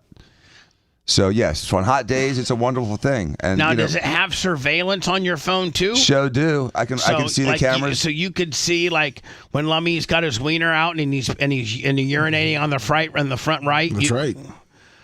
Hey, for all us guys who pee outside, don't pee on the Tesla because Dan y'all have camera on your wiener. And all Tesla owners were instructed or advised to keep the cameras on because people were vandalizing them, and so that's how you catch the vandals. So dumbasses, you're on camera. Smile, bitch. So I mean, it's got a complete 360 camera situation, correct? Yes. Right. Now, they make every Tesla with they make it with it being able to go as fast as it possibly can, but that all gets unlocked through your app by what features you buy, correct? Yes. So you could get my sister's car, she doesn't have the basic. She's got the upgrade, and it all got upgraded through the app. I'm like, well, she goes, I don't have the such and such. I got the such and such plus. And I go, well, how much more did the such and such plus cost? And she's like, $8,500. And I go, does the dealer? No, I just pay for it through the app, and then they turn it on. They turn that portion of performance or whatever you're getting turned on through the app.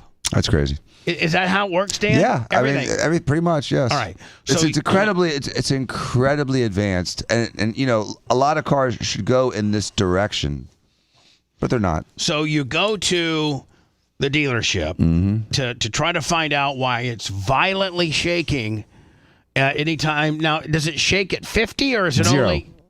So it's only you only got the shake issue at high speed. At high speed. And it's scary if you're on the veterans, and you can't do 70 on the veterans when everyone else is doing 80. Right. Or on I-4. And so you're going to get just dive bombed by all the drivers, or you're literally, it's shaking like a jackhammer, Bubba. It's not a vibration. It was a violent up and down shaking. It was crazy. And it wasn't every time. It would change the speed it would come at, and the intensity would go back and forth. So it was so bizarre. And I go to the dealer, and I go to the service guy, and I say, I need a supervisor. I'm not even going to deal with this guy because he's, Why? Because the guy that I started dealing with didn't have any idea what I was talking about. He's a piss boy, Bubba. He was a piss He's boy. a jobber. He was a jobber. So I went to the service manager. I like Seth's description of piss boy. Yeah. And he knew exactly who you were, and I didn't bring up you or radio or anything until the very end of the conversation after you had agreed to everything. But he said initially, it's not my problem. I'm like, what do you mean it's not your problem? He goes, well, these tires are Goodyears. It's their problem. I'm like, bitch, you sold me a car with these tires on it. Hold on. Are these the tires that came stock with your purchase? Yeah. Well, then it's their problem. Goddamn right it is. Right. So I said, he goes, it's not really our problem. It's it's a manufacturing problem from the tire, and if it's an issue, I'm like, well, first of all, who puts foam in tires, and why am I reading about this? Hold on, you're jumping ahead of yourself. Oh, okay. So before I bring it in, we have to break down how you even discovered what was in the tire. Right. I went online. And I started reading about vibrations, and online is awesome. And sometimes you get things like the Earth is flat. But in this particular situation, I was reading that some owners were saying that there's a layer of foam lining the inside of the tire to cut down the noise, tire noise, road noise, and that sometimes that piece of foam can get delaminated or come off the inside of the tire, get detached. And then that causes an imbalance. And now it's all wadded up in there instead of being perfectly symmetrically around the tire. Yeah, like a sheet in your dryer that's all wadded up. So, did you... So I went to the guy, I'm like, this is what's going on. He goes, how do you know? I'm like... Because I Googled it. Doctor and a lawyer, bitch. Because if it was a wheel weight, then it would be consistent. And it would be at lower speeds and go away at higher speeds. If it was a suspension problem, it would happen at different speeds, not just at 90. And so it's absolutely the foam that I've read as described. He goes, well, we'll see about that. I'm like, okay. I'm bringing the car back tomorrow, and you're going to take off the tires, and then we'll have another conversation. And he was initially going to charge me like $250 just to diagnose it. So I go back yesterday, and while he's doing that, I call Goodyear. And I said, I got a problem. I got this. Goodyear? How do you just call Goodyear? You call Goodyear corporate? Yeah. You did? Yep. Okay. And I got a hold of a wonderful woman. Okay. Named Amy. And Amy took care of me. And she says, hold on. I've heard about this. I don't know that much about it. This is, a relatively new tire and a relatively new problem. Let me make a couple phone calls, and I'll call you back. And so she calls me back. Now, your car's still in the back at Tesla, though. It's still in Tesla. I'm in Tampa. You didn't even sit in the waiting room? Oh, no, I dumped it off. You think I'm going to sit there and wait for 3 hours, Bubba? Oh, come on. No, I didn't know if it was just, listen, if you took it to Rubber City, like Seth does to his cars, they take the tire off right there. You sit in the waiting room for 15, 20 minutes. They fix it. In 25 minutes, you're down the road. I dumped it off at lunch and said I'll be back in the afternoon. Okay. And so. Did you have somebody followed you, Uber back? Yeah, Napa. Okay, all right. So you had one of your employees follow you over there. You dump it off and be back at noon. Exactly. Right. I'll be back this afternoon. I'll be back this afternoon. Right. All right. So go ahead, pick it up. So then I called Goodyear and they said, well, let me work on it. And then before Goodyear called me back, I speak to Tesla. I mean, to the service manager again, and I talked to him, and he's like, "Yep, you're right. There was loose foam in the front left tire, but the other 3 tires are okay." And it'll be this much for a new tire. I'm like, are you freaking kidding me? Wait, why do you got to buy a new tire? Exactly. I mean, it's got the tire. How many miles you got in a car? 4,500. So I got 4,500 Maybe miles 5,000 on the actual rubber portion of the tire, the wear mark, just because of some insert that you glue inside the tire, which has nothing to do with the wear of the tire. The tire has 25,000. Most tires are rated to go 30, 35,000. So I got probably 20,000 miles left of tread life, and you're trying to slap me with a new one because your glue came loose on your stupid foam Willie? Yeah. Get some Gorilla Glue. Just put it back in. Yeah, let me have that, It's bitch. fine without it. Bubba get it. Now hold on. Can it operate without the foam? Yes. There Apparently. you go. Well, that's what we're experimenting with. So let me get. Now we're getting ahead of it again. So I tell the guy, I'll be there in an hour to pick it up, and then Goodyear calls me back and she says, you know what? Don't even deal with that. I have a place here in Odessa. a nice guy named Pat who's going to take care of you. Pat is a listener, Bubba. He's a Bubba Army guy. I called him. He was so nice. He knew exactly who I was. He goes, I got you, man. I'll have the tires here by tomorrow.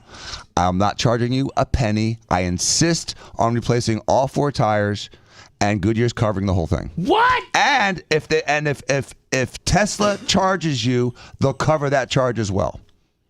So I called Tesla back and I say, put the old tire back on. I'm not paying you a penny. This is BS. I'm not buying a new tire from you. Goodyear's giving me 4 for free. What were they trying to gouge you for a new tire? The whole bill would have been like $750. It would have been like $500 for the tire and $250 for the diagnosis, plus like $30 for like disposal crap. And I said, put the old tire back on. And then by the time I got there, my bill turned from $750 to $0. But that's just Tesla took care of me too. They did in the end. They were low resistance at the beginning. Hold on, but they took care of me at the end. But they didn't put the new tire on like Joe's going to. No, right? they didn't. They didn't. But they helped facilitate it all. And so, I think there's a problem. I think there's a huge problem with every single Cybertruck because they all have these tires, and these tires have this film. Now, Bubba, they put the tire back on. Most Teslas have it. Oh, okay. So in the cars. So it's a common thing with Tesla to keep the cars quiet because there's no engine noise, right, to drown out the tires. So you road hear sound. every little thing you hear. Right. So I said, listen, the foam, save it. I want to see the foam. So they put the tire back on, drive smoothly. So I have 3 tires with foam, 1 tire without foam, but I'm still replacing all 4. But Bubba, let me show you what they took out of this goddamn tire. Hold on. And also, it looks like you can you pick the option on your Tesla. It is this. Look how long this is. Look how long this is. This thing is like 10 feet long. I'm still going with it. Look, it goes. I can't even touch the ground with it. So they just wrap that and then use it's some type of adhesive to keep it in the tire. Yeah, you can see a little bit of where the glue came off of it, but yeah, that's in the tire. That probably that got wadded up and created, and that probably wraps around 2, maybe 3 times. I think it wraps around once. I sent you a video, like a quick video of it explaining it. It looks like it's crazy. Looks like it's an option on your Tesla. You can say you can pay a little bit more and get your foam in your tires or not. I never saw that as an option. Dan never saw that. He would never take the pre-foam tire. I don't care about foam. It's just something else to break. So this tells me that every single Tesla has this problem. This is like a recall issue. Quite frankly, Dan, it doesn't seem like they're offering the public the option to not have it because you wouldn't have gotten it. Hell no. Do I care about noise? Here we go. This is a tire from my Tesla. Let me show you what's going on inside. So obviously this doesn't look like a regular tire because it has foam inside. Now what this does, this helps absorb road noise and kind of dampen it. That's what this little icon means on the sidewall of the tire right there. Now I'm not a foam expert or anything, but that feels rather expensive. This feels like memory foam type of stuff. And that's why these tires are somewhere above $400 each. It's like the foam you wrap PVC pipe with.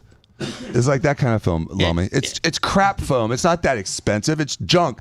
And I can't believe they put this in there. It looks like soundproofing foam. Yeah, it's stupid. It's pure stupidity. And now there's literally 40,000 Tesla trucks with this problem.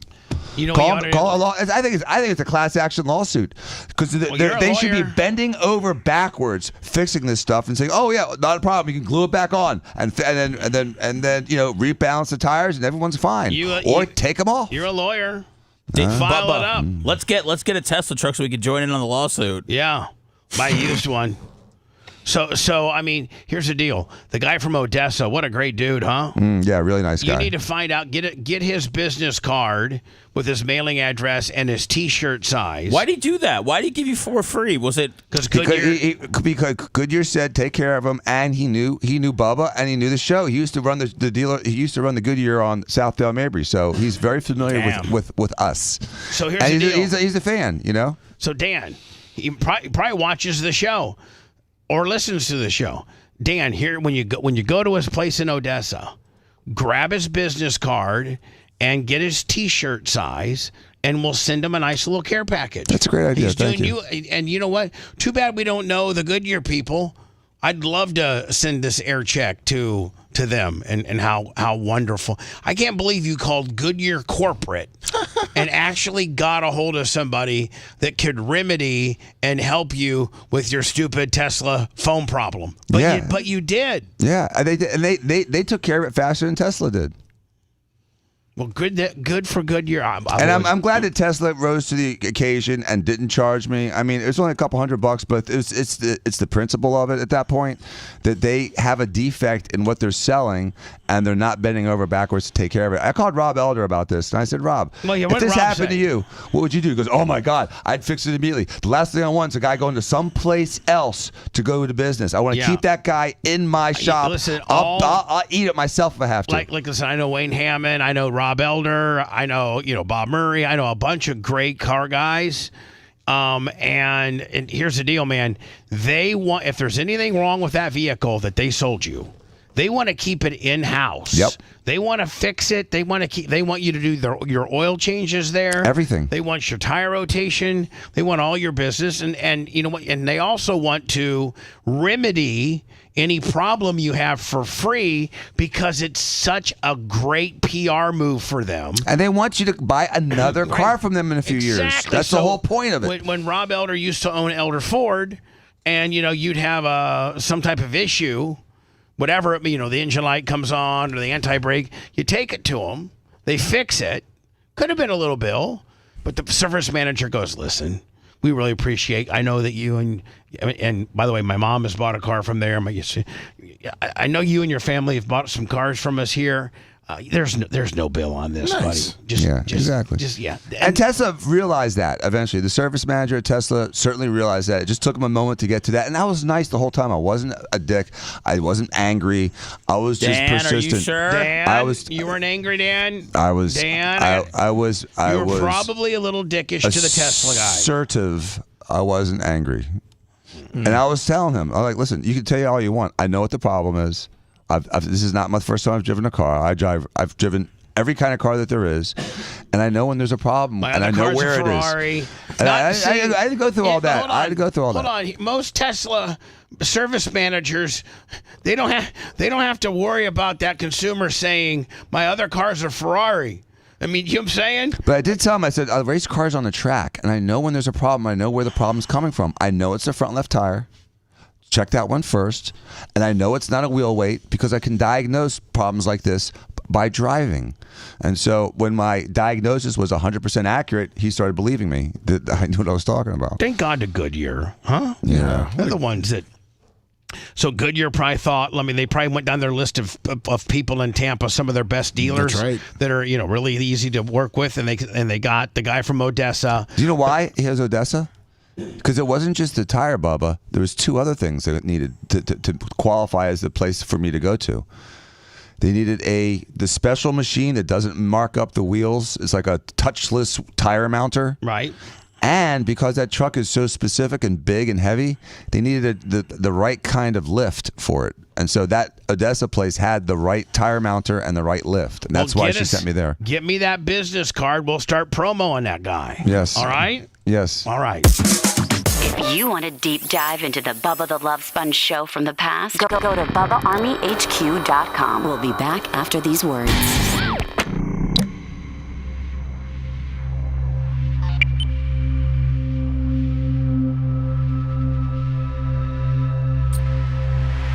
Dan, do you have the girl from Tesla's information? Yes. Or Goodyear? The girl from... I know you meant. Yes, I have her. I have her email. You should email that air check to her. For real. I will. Or give it to me to get my people to do it. If you send me the air check, Bob, I'll email. I'll email. Do you want us to say she was a babe and stuff too? No. We just wanted to because we talked about how good Goodyear is. Right. Well, it's in the name. That's right. Great American company for Ohio. Don't worry about where they make. Yeah, I don't buy no Yokohama tires. No. Don't worry about where they may manufacture those tires. In Rubber City, right there in the U.S. of A., Kansas, baby. The Michelins are made in France. Well, I'm gonna go rip them off my car right now. Fuck those. Goodyear has 21. They do it 21 countries. Yeah, really?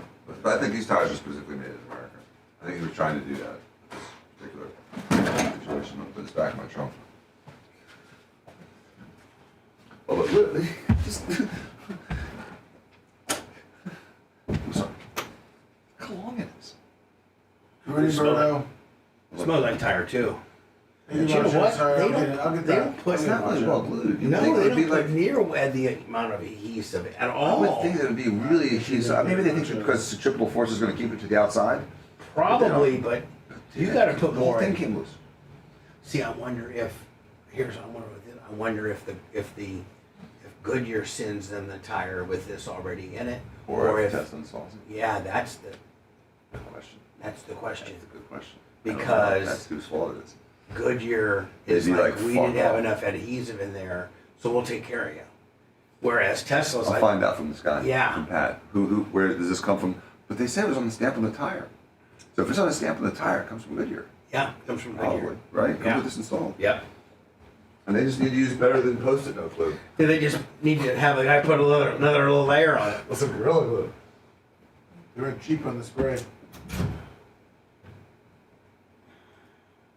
They didn't bubble it up.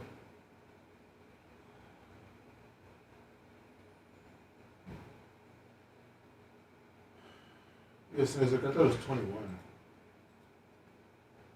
21. Different countries. What's up, John Kostika? Johnny K! Thank you, Keith Yeager. Johnny K! What up, Big Red? Johnny K!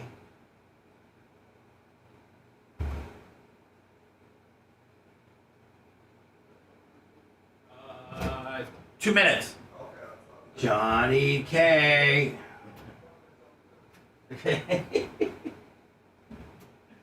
I just want to let you know the Dodgers are here. Mookie's really good and everything. Got some senators here that are a bunch of dicks. Oh, man. Got the best rappers. What's up, Berto? Oh, but your Trump might be your best impression. Oh, thank of you. anyone you do. I like his Dion. His Dion is strong. His Dion's really second to none. Let me tell you something, Sponge. I know you're coming out here a couple of weeks, but, you know, you think you can give me a full-blown skag mower? Did you reach out to him? Yeah, I got to. You know, Sponge, I can get on the air on my Instagram and get a mower in a minute, but I thought I'd give you a chance. Have you done your Dion for him? No. Well, I think next time should be the first. No. I thought he'd probably like it. Fine. Ain't no sponge This is a funny commercial. Ain't no sponge like the one I got. You really should start working on your Shador. Man, Shador, I don't know, man. I'm gonna tell you this. I'm gonna call Favor in, and I think Shador's mad at me because remember when we released that, and he told me that Tom doesn't want that junk out there. Well, I mean, but here's the deal. I'm going to try to get when Shador gets drafted. I'm gonna try to pull a Dion Shador. You got to do Bubba show. Oh yeah. Didn't you get him a dirt bike? Well, yeah, actually, dirt Bubba, bike for free. Bubba, it might be harder because then the team's gonna have a lot of control over him. So not until he signs. Well, that's true. You know, I'm gonna call my dirt bike Favor in. That's right. Yeah, no,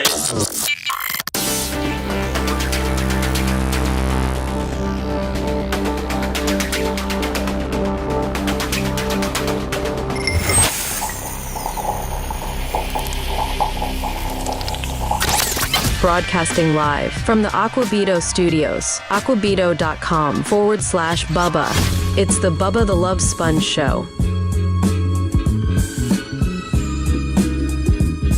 Johnny Kostika came up large. Fish on the J, large. Thank you. PayPal, Venmo, Cash App, or BubbaArmyTips.com. Appreciate you. It's how we stay in business, my friend. Hey, Liz said we should do a draft night show. There's Thursday's the first round. This Thursday? No. Just when they do it. But like it just starts towards like the end of the month. 8. Yeah. Doesn't it, buddy? Yeah, and then there's 10 minutes in between picks. Yeah, it's a long night. I went last year to the Bucks thing. You guys could do. Listen, Seth. Here's the deal. I wouldn't have a problem with you guys doing one. And you'd have to get Brian in here because he's. Why? So he can tell us what the guy's shuffle was at the combine? Even though Dan, hates Brian, Dan would probably at least concede that Brian knows a lot more about sports than he does. Well, if you just like to regurgitate Sports Center, but yes. No, I mean, he knows statistics, though. He remembers some of the guys. He does. And so, like, Lummy, if you guys would want to do a draft show, you, Seth, and Brian, I'd have no problem with that. In fact, I would really like it, but just know that I'm not nearly as worldly as you guys, and I can't be doing up that late on a Thursday. Obviously I love Brian, is my best buddy, and I would love to have him on really any show I did, especially about sports, but I find it interesting that he's mandated to be on a sports show with Lummy and I. No, he's not mandated. No, you said Brian, God bless him. No. If you would want to have him, of course, then by all means have him. But it could be you and Lummy. Don't let me in there. Dan. It's like bringing Gene. Why don't we just invite Gene Lasker too? All right. Yeah, sure. And Tuttle. This wasn't even my idea, but I'm getting in trouble for it now. Well, blame Liz, okay? Liz suggested it. I saw it. I do think I would like to do something, Bubba, but I just want to figure out because we wouldn't get out until like midnight 30. Exactly. It would be late. Netflix now, of course, WWE Raw is exclusively on Netflix, and this is just like a Bill Goldberg type spear. And this is really nothing. I'm not headed anywhere. We're not going to show you the match or anything like that. I don't even know who this guy is. That's Braun Breaker. That's what is that? Is that Rick Steiner's son or Scott? Yeah, one of the Steiner. Yeah. Is it Scott Steiner? I think it's one of those Steiner. Yeah, he's fighting the Rizzler on the next Royal Rumble. Right. The Rizzler actually deals with AEW, the other wrestling promotion. He's on that a lot. Oh, really? Yeah. Of course.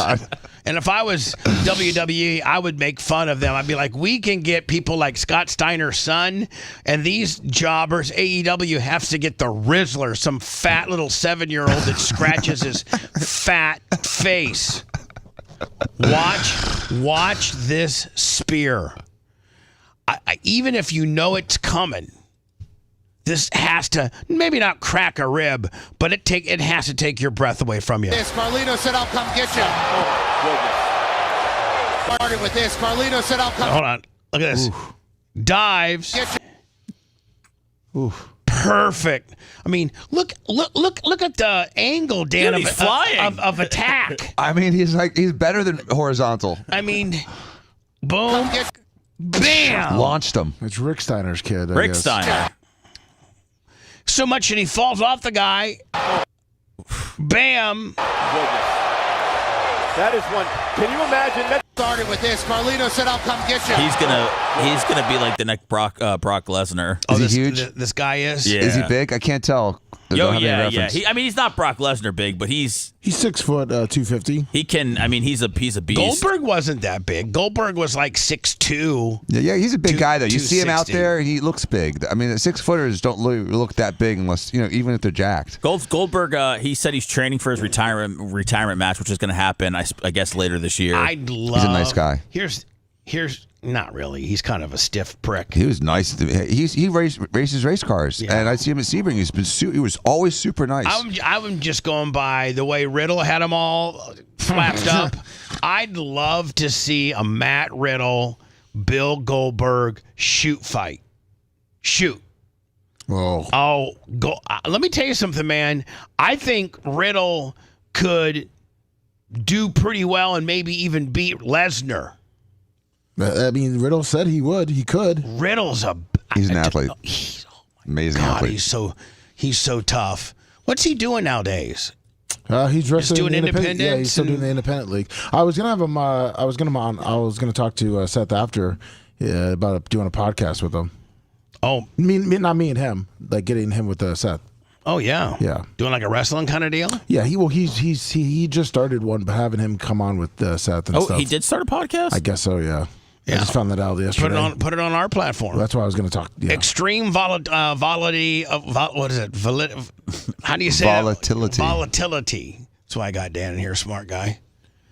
Extreme volatility sends the U.S. stocks on a roller coaster ride as Wall Street is rattled by tariffs. I'm predicting, not that I'm Johnny MAGA over here, but I'm predicting today is the first day of normalcy and they get a little market share back. We've had 3 straight days, Thursday, Friday, Monday. But Monday wasn't as bad as the other 2 days. Monday wasn't that bad, but it still was down. I think today could be a day in the green. Old girl's going to tell you about it. Tweet went out saying that the president was considering a 90-day pause on tariffs for all countries except for China. Shortly after that tweet went out, we saw the S&P, the Dow, and the NASDAQ all enter the green, and there were cheers here on the floor of the New York Stock Exchange.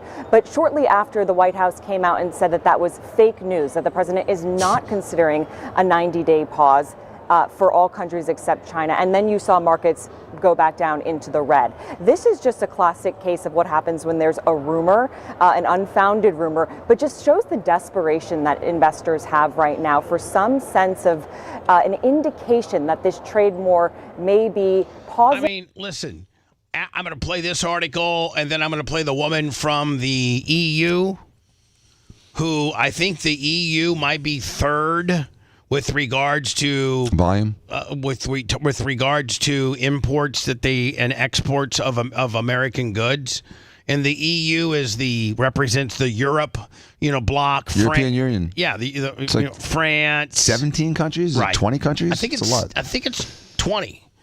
And it's a lot. It's pretty much all of Europe. And so except England. There's an article, or there's a woman. I got an article to play from I think yesterday. 27 countries. 27 countries, and they're stepping up to negotiate. So maybe it hurts me to say this, but maybe I don't think Trump's tact. I don't think he took the right tact. I think he could have maybe. Do you know why I think he took the right tack, Bubba? Because he looked like he was extreme and he was serious about it, and he panicked even our country over it. And so I think he just showed without bluffing that he was bluffing, and that it's a negotiation tactic. I don't think he scared America, but he scared the other 170 countries that work with America. And while he was playing golf, he had 70 countries begging. Well, I don't necessarily agree with you. I think he had Americans freaked out. I still don't know that we know what the final outcome's going to be. But a work has to look like a shoot until it's over. But it's looking better than it did on Friday. And it's looking like some countries now are wanting to step up and do a 0-0 kind of deal. And in that case, if that would work out and we would be able to even out some of this tariff disparagement, then it worked. He was right. We can't put a report card on this tactic yet. Way too early. And it's not even fair to put a report card on this tactic till it's been like a year. Yeah, 2 years. You know what I mean? This is a trend. This is changing the dynamics of world trade. I agree. You shouldn't be able to put a report card probably on it till next April, but I think it's going to show itself sooner. I think that we're gonna have an indicator sooner. Dude, a tweet turned the stock market around 1,000 points. A BS fake tweet that shows you that the stock market is not reacting to science. It's reacting to emotion. It's reacting to fear. And when that goes away, when they realize this is a work, not a shoot, world. This is a work, not a shoot. And what it's done it's a shoot. No, it's not a shoot. It's a work. The whole thing was a work. Just like when he was saber rattling with North Korea, and it was like, oh, he's going to start World War III. It was a work. It gets it done. Or there may be a de-escalation of this trade war. But I was speaking to an investor earlier today who said that we could see this throughout the day. We could see little rallies as news started to trickle out about negotiations that may be happening between the United States and other countries. Now, that tweet about the 90-day pause is not true, but there are conversations going on with foreign countries and the United States about a de-escalation. Investors, though, really looking for some solid information from the White House, though, that tariff rates are going to be dropping, not holding steady, and certainly not escalations going forward. I think that news that comes out of the White House will be news that we've negotiated with X country and we've got a 0-0 deal or a 10-10 deal, or we're both, we're on even tariff ground, if you will. And that's when you can start picking off victories on this particular deal. Well, 70 countries bought knee pads from China, and they're getting on their knees right now, doing the to Trump, trying to get better deals. Thank you, Dan. The same knee pads that you have on while you Trump's D2. I don't. I just call it as I see it. You should have called it. I call it as I see it. You should have said 71 knee pads and put yourself in there. We stand ready to negotiate. Now this is. Let me tell you who this is.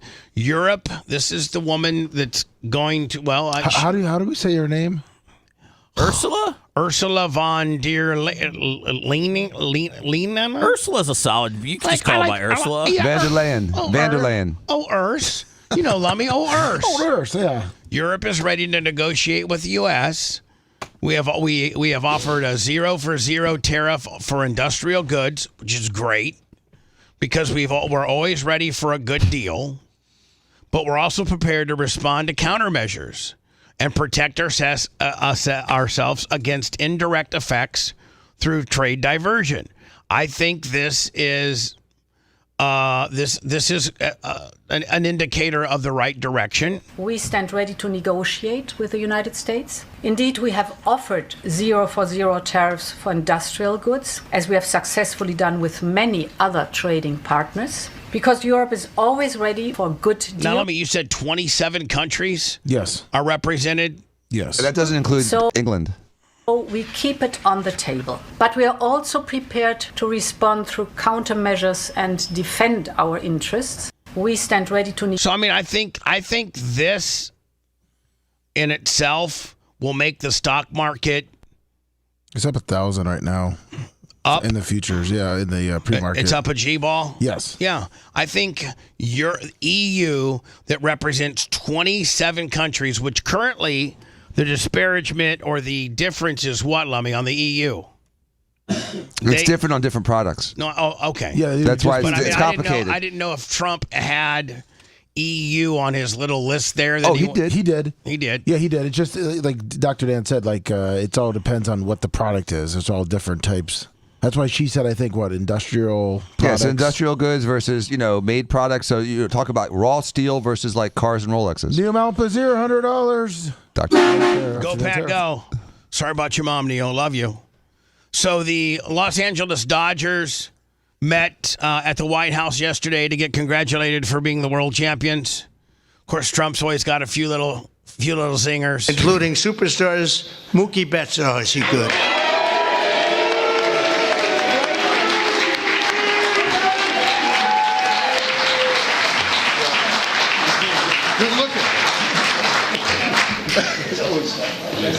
Is that Ohtani beside him? Yeah, he's getting laughed at over Mookie. I'm going to put a tariff on Ohtani. Every home run deals the country. Ohtani, I just want to let you know I got that $5 million Visa card if you'd like to buy and be a official resident of the United States of America. I know you got more money than all of us in this entire room times 10. That would have been classic though if Ohtani wrote him a check for $5 million at this meeting and got his gold card. That guy can play, can he? I mean, unbelievable. You really, Mookie is. I've been watching it. I don't want to say I watched him when he was on Boston, but I did. I didn't think that was a particularly good trade when they made it, and I happened to be right. And was he a general manager of a baseball team now? I mean, come on, Trump. He knows everything. And then Lummy, he of course has to take a couple shots at some senators.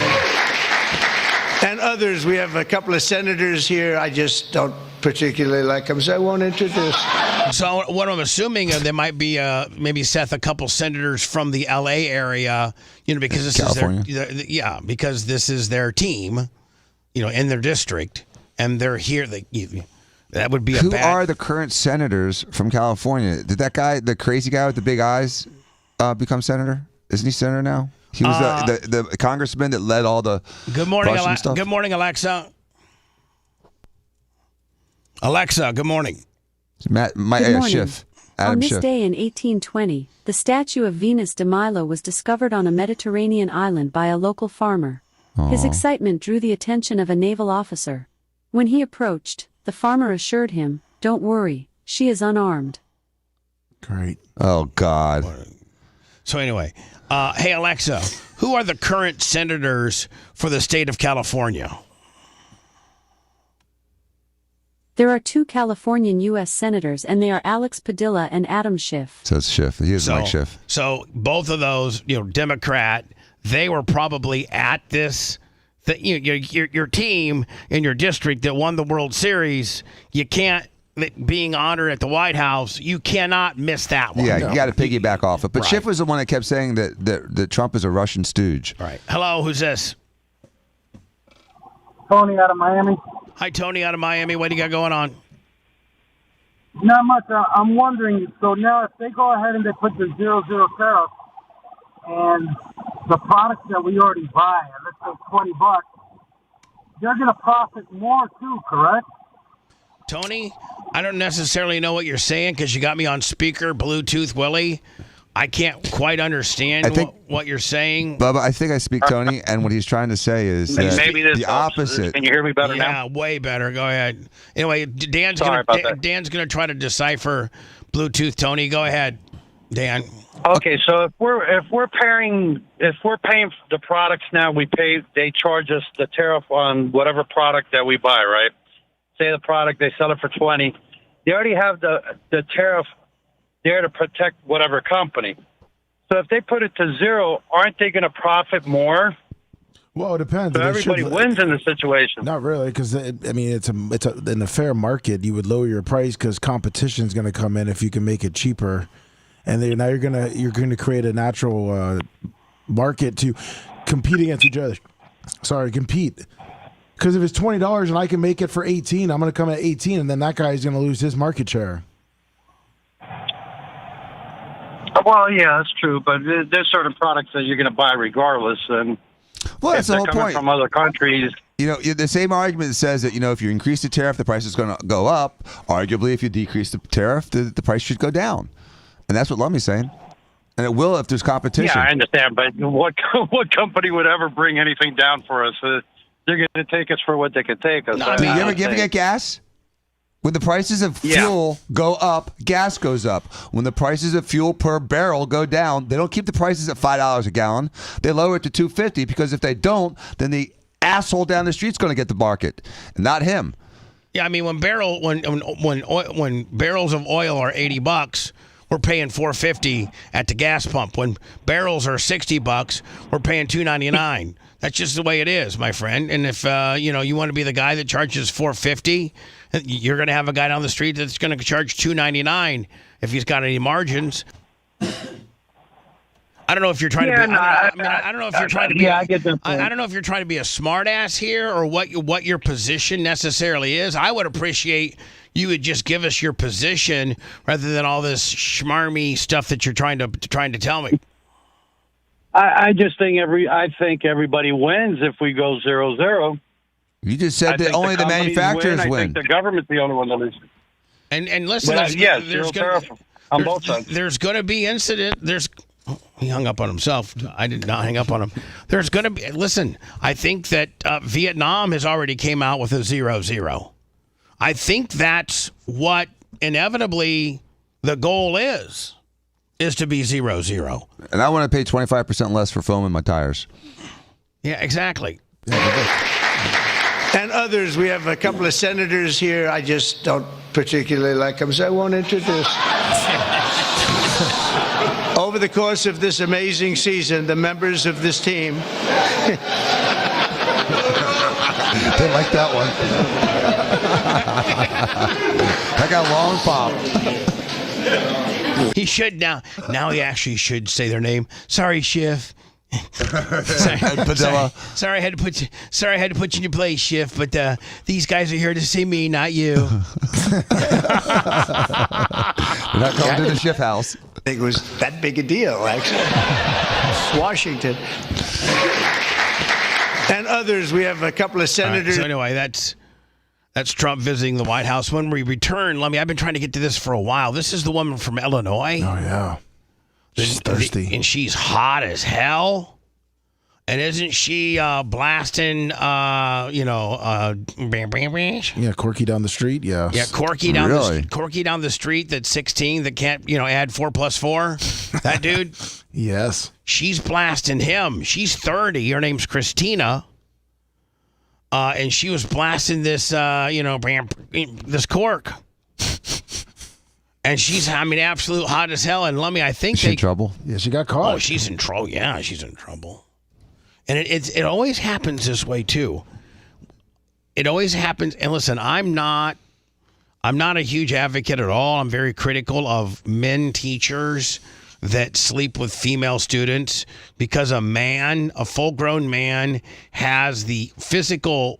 He can physically overtake a girl, and he can mentally. Girls that are in high school and middle school, they're very fragile. They have very much an insecure ego by a lot of and so a 24, 25-year-old freshly out of college teacher can mindfully manipulate that girl that is not that horny, is not really interested in sex, because I used to be one. That 14, 15-year-old boy that has discovered masturbation and just wants any real vagina. Doesn't matter if it's hooked onto a big girl. Doesn't matter if it's hooked onto a teacher. When we're masturbating at 12, 13, 14, 15, let's say 15, what are we masturbating for? We're masturbating because we want the real thing. That's right. More than anything. And so I really don't have as big of a problem when a teacher preys upon a 15, 16-year-old. Now, but do you really want your son sticking his dong be into careful. a skank? Be careful with your language. Okay. Let's not use the word into. Okay. Do you really want your son to have the sexual experience with a 35-year-old mentally unstable? She's 30. She was whatever. 20, she was 28 at the time. Whatever. But 28 at the time. But Dan, see, Bubba doesn't look at it from the perspective of like a father. He looks at it like he's the 15-year-old, and that he would love it. But if a 28-year-old or 35-year-old or whatever girl seduced my son at 15, 16, I'd be pissed because I don't want him having that sexual history in his penis. And I don't want him to go through that. It's just not appropriate. And so I get it, Bubba, that it's less like a violent sort of power act because a lot of rape is power. It's all about power. It's not about sex. Manipulation. It's manipulation and power. But I still would be pissed if a 30-year-old girl seduced my 15-year-old son. That would piss me off. Well, we're going to get into that next. So hold on. You're listening to the Bubba the Love Sponge Show. If you want 24/7 on-demand Bubba and the crew, go to BubbaArmyHQ.com. The Bubba the Love Sponge Show will be back after this.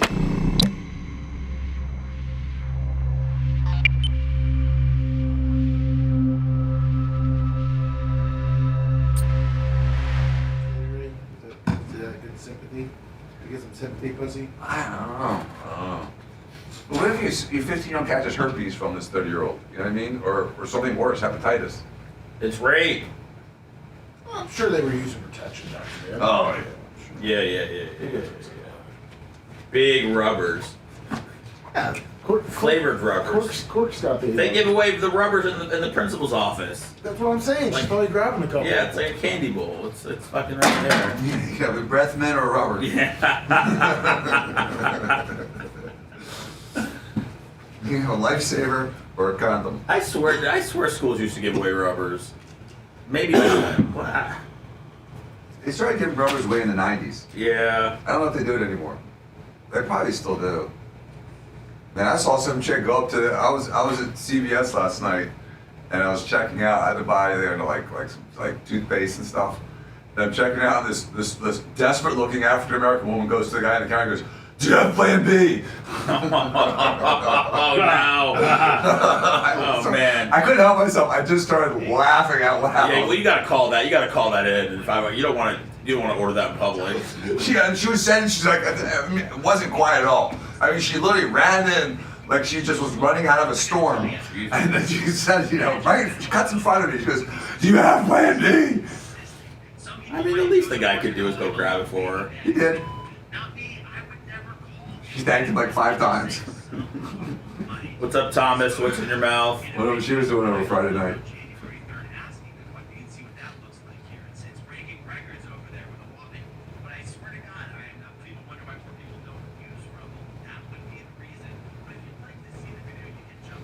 What's up, Alan X, Matt M, Nick the Gun Guy, CC Hall, good morning. I figured, Jay, with them giving away the tampons or whatever, the tampons, that they would probably have some rubbers available.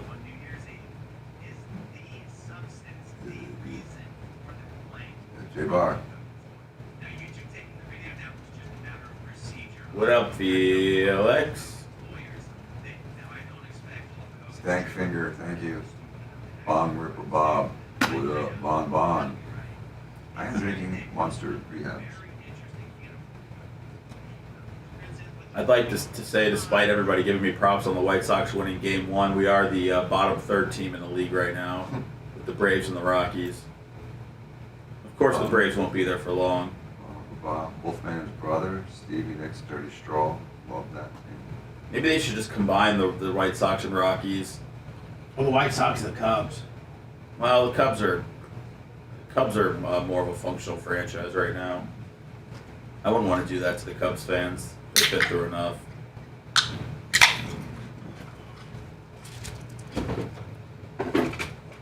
You're the best, Premium Roofing.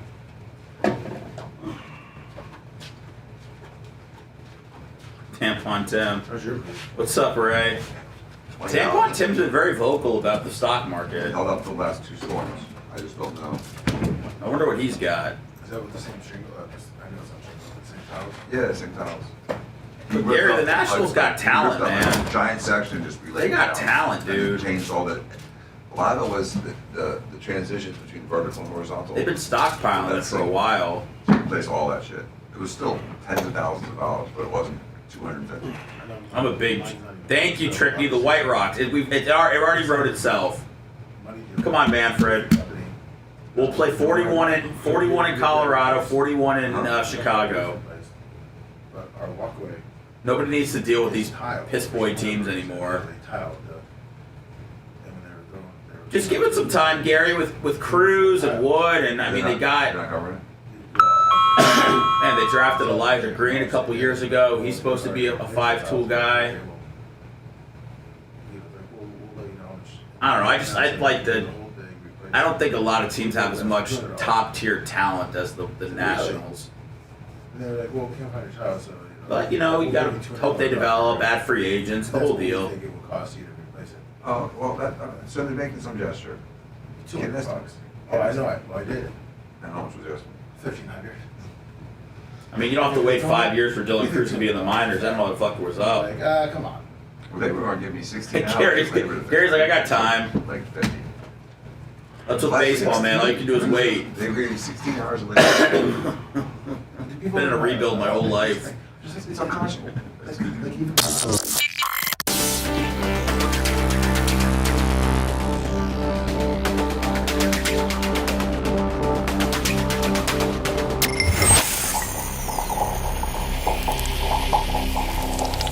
Broadcasting live from the Aquabito Studios. Aquabito.com/Bubba.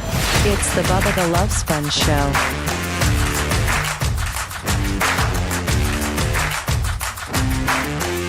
Clem Kush, after the show, I got to record something for podcasting. Then I got to put together a Ocala Speedway commercial that I need Macho Man to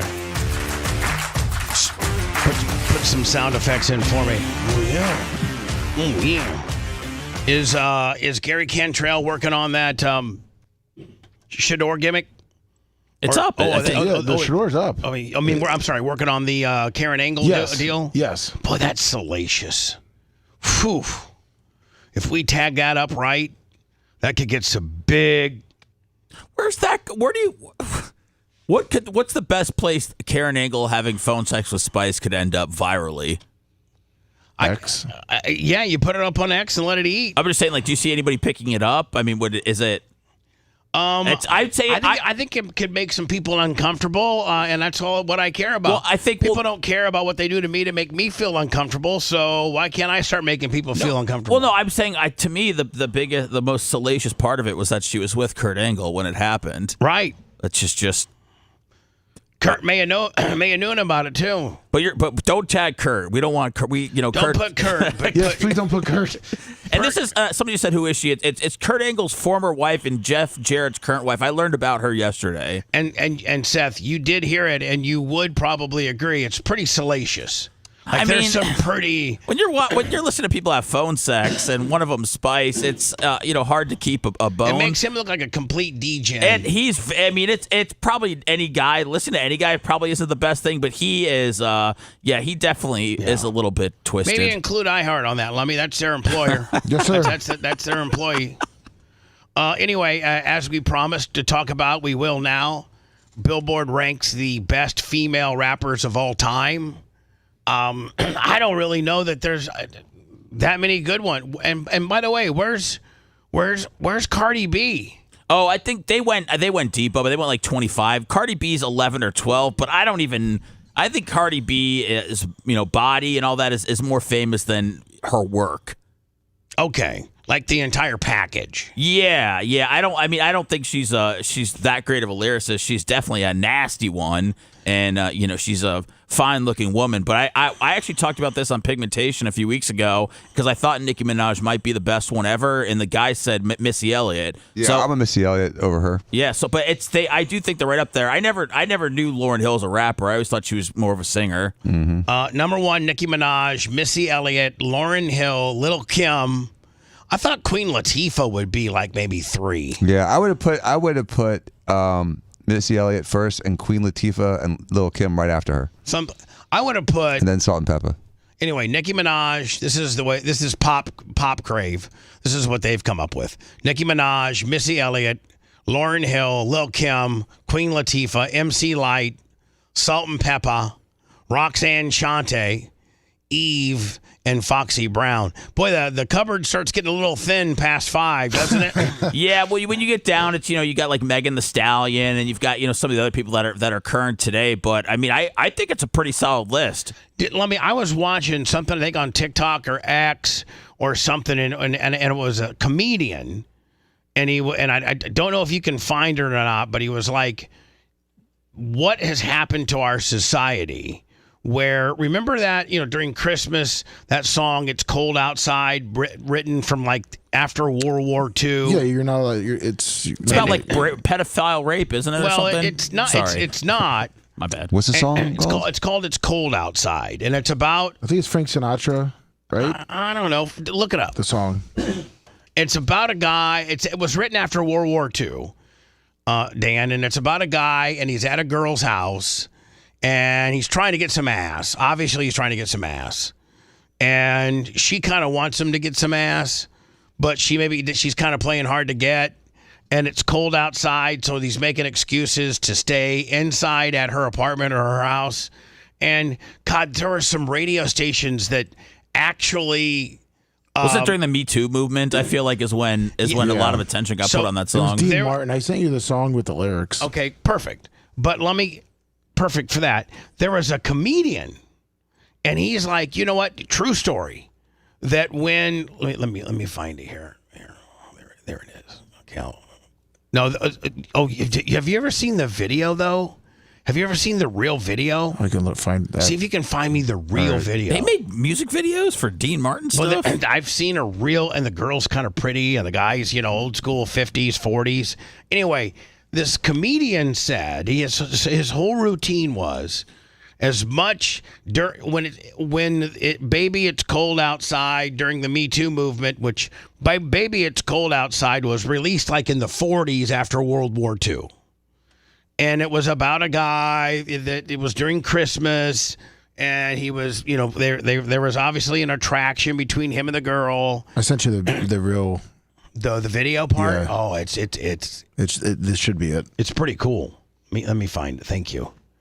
And yes, this is it right here. Dan's gonna like it. Actually, Dan's gonna like it. So nice fur jacket. Yeah. You don't see those anymore. So anyway, the argument was this comedian said when this song was being boycotted by pop stations by saying that it's rapey, that it's sexual assaulty, that it's, the Me Too movement, that it's just kind of suggestively suggesting that he stays and blasts her. He said literally, as this song's being boycotted from pop radio stations, because a lot of radio stations were playing this as a gimmick during Christmas time, that wet ass vagina. Remember the song Wet Ass Vagina? Yeah. Wet ass. Wasn't it wet? Yeah. What's wet Wap. ass? Yeah. Yeah. It's wet ass. Yeah. You know what they call a cat? Rawr. A poppy double sop yop. Yes. Right. So the same time that Top 40 and urban stations that were playing "Baby It's Cold Outside," and there were various groups that were trying to get this pulled off the radio because it was rapey and it was wet ass vagina was the #1 rap song in America. And he went on. I think I sent it to you. Okay, I hope you did. I think it's Tim Cotter. And he went on and went lyric for lyric and said, how can... Yes, this is it. Thank you, Lummy. Let me see. Hey, Fred. I think it's beeped. I think. And the one that really killed me was last Christmas, we canceled a song that was written in the 1940s called Baby It's Cold Outside. People said that they were triggered, that the lyrics were rapey, and they had toxic masculinity. And that's fine if you feel that way, but radio stations across the country wouldn't play the song because people were outraged. Which is fine if you feel that way, but at the exact same time, the #1 song in this nation for over 2 months was Wet Ass Pussy. I am not making that up. You can look it up. So let me, I had to bump that out. So I want to wrap up my show by comparing and contrasting the lyrics of these two songs. Oh yeah, and wait till you hear. And let me. I don't know if I can. Is there an edited one of these? Let me see if I can find one. If indeed this country has lost its fucking mind, shall we? Yeah. So I don't think. It's gonna be a tough one. Yeah, I don't. I'm gonna have to wait. I'm gonna have to wait for Lummy to try to find me the edited version of this. While we're doing that, do you want to watch the video of it? Yes, I want to watch. I want to watch "Baby It's Cold Outside," and tell me she's a woman. It is so Wet Ass Vagina was the #1 song while they're trying to get this pulled from the radio. Baby. All right. So I wanted to fast forward. Let me do the meat of the deal while you're looking for that. I'll look for it. So again, this song was boycotted by all types of groups and radio stations and things like that. We're pressured on not playing this because Smooth as Hell. Stars right now. Jay's here. I'll take your hat. Welcome back, Jay. Good morning. As all the pieces. This is like Bob Seger's "We've Got Tonight." It's a very similar song. There's a lot of songs like this. It's a flirtatious, cute movie scene. And people had a huge problem with it. It got pulled off of radio stations. It was rapey. It was suggestive. Now, hopefully you find that. Yeah, scour. Wet ass vagina compared to Cold Outside edited. It's no different than the Paradise by the Dashboard Lights with Meatloaf. It's the same kind of song. There's a million examples we could come up with. She's an adult. Not only that, but she's wanting it. Right. She just isn't grabbing that coat and saying, "I gotta get the hell out of here." She's egging it on a little bit. She even said maybe another half hour. She said another half drink. It's a flirtatious scene. It's supposed to be cute and flirtatious. She still gets up. I hope you can find it. It's so huge. John Legend did a remake of it. Play the whole thing. That's the song. The guy is trying to get her to stay. She kind of wants to stay. She kind of wants to go. She wants to maybe have one more cigarette. It's a cute scene. And a half drink. And It's cute. And you know what? It is. It's cute. It's harmless. It's cute. It's not violent. And It's for rapey. people to be able to say that it's rapey and some stations had to pull it down and what have you, it's just disgusting. I wish Lummy could find. Are you scouring, Lummy? Yeah, but it might have to be saved for the after show. Damn it! What are you looking for? Or WAP? Lummy, you know what I could do? If you could find it for me, I could play it during the hot mic. Oh yeah, I mean that one I sent you was. All right, well, I'll do. Let me find that. If I need to resend it, let me know. Let me see here. Let me see if I can find it because I could replay that, and it really breaks it down as to how. And the one that really killed me was last Christmas. Here we go. And let me. How old is it? This is how long is this? 209. Perfect. So that's perfect within the hot mic, Willie. So a few of 3 or 4 of our affiliates will be playing commercials. Everybody that's watching us and listening to us digitally, you'll hear the hot mic, and I'll play this comedian's comparison. He makes a pretty good argument that at the same time it's cold outside being boycotted by top 40 radio stations in America, urban stations are playing Wet Ass Vagina, and it's the #1 song in America. We'll do that next. If you love that segment, then check out BubbaArmyHQ.com and do a deep dive on past shows. The Bubba the Love Sponge Show will be right back.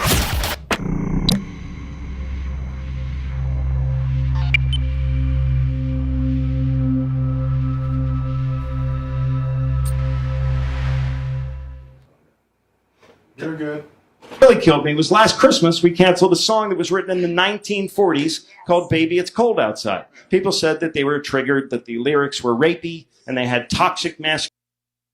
Fine if you feel that way, but radio stations across the country wouldn't play the song because people were outraged. Which is fine if you feel that way, but at the exact same time, the #1 song in this nation for over 2 months was Wet Ass Pussy. I am not making that up. You can look it up. Google it. So I want to wrap up my show by comparing and contrasting the lyrics of these 2 songs. If indeed this country has lost its fucking mind, shall we? Let's start with the horribly offensive Christmas song written just after World War II. I really can't stay, baby, it's cold outside. I gotta go away, baby, it's cold outside. This evening has been so very nice. Yeah, you fucking with some wet ass pussy. Bring a bucket and a mop for this wet ass pussy. Beat it up, N-word, extra large, extra hard. Put this pussy right in your face, swipe your nose like a credit card. My mother will start to worry. Beautiful, what's your hurry? My father will be pacing the floor. Listen to that fireplace roar. Well, maybe just half a drink more. Spit in my mouth. Look in my eyes. This pussy is wet. Come take a dive. Talk your shit, bite your lip, ask for a car while you ride that dick.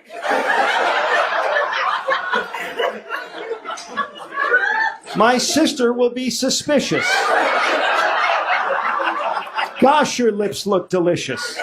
My brother will be there at the door, waves on a tropical shore, well, maybe just a cigarette more. I don't want to spit, I want to gulp. I want to gag, I want to choke. I want you to touch that little dangly thing that's swinging the back of my throat. I submit to you, ladies and gentlemen, this country has lost its fucking mind. I think she got Woman of the Year, too.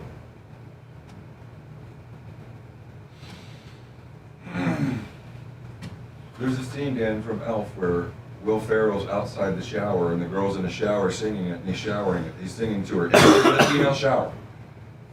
He hears her and he starts going, baby, it's cold outside. And it's a hilarious scene. It's classic. It's never going anywhere. Well, that's even more creepy. That's what I'm She's saying. showering and stuff. He's in an elf costume. Yeah, I mean, the first one was just, playful flirting. Well, it's even playful and flirting in that one. Do you remember the old Bob Seger song, Bubba? We Got Tonight? Yeah. That's the best one ever. I love that song.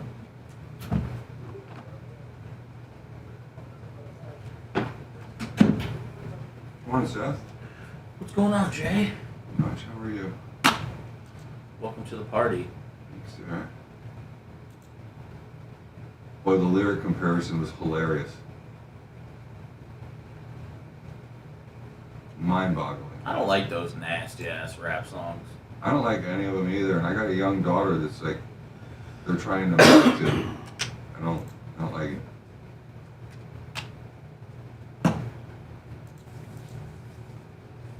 Morning, everybody.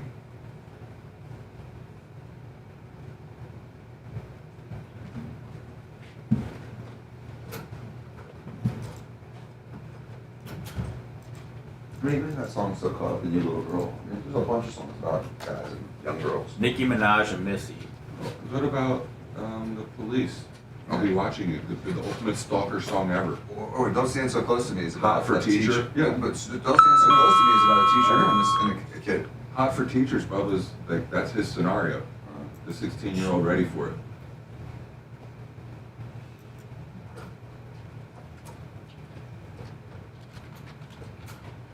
I'm good. Big Buck, how you doing? What up, Rubber Lips? D. Thomas, good old son.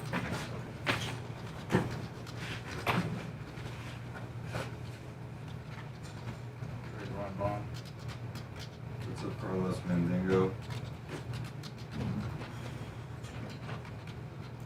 Zoe Deschanel was the girl in that scene with Will Ferrell. Oh no, the movie in Elf? Yeah.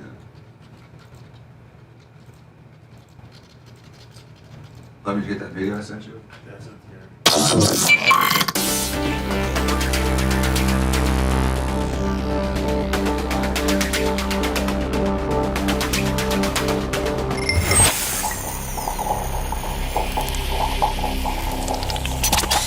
Broadcasting live from the Aquabeto studios. Aquabeto.com/Bubba. It's the Bubba the Love Sponge Show.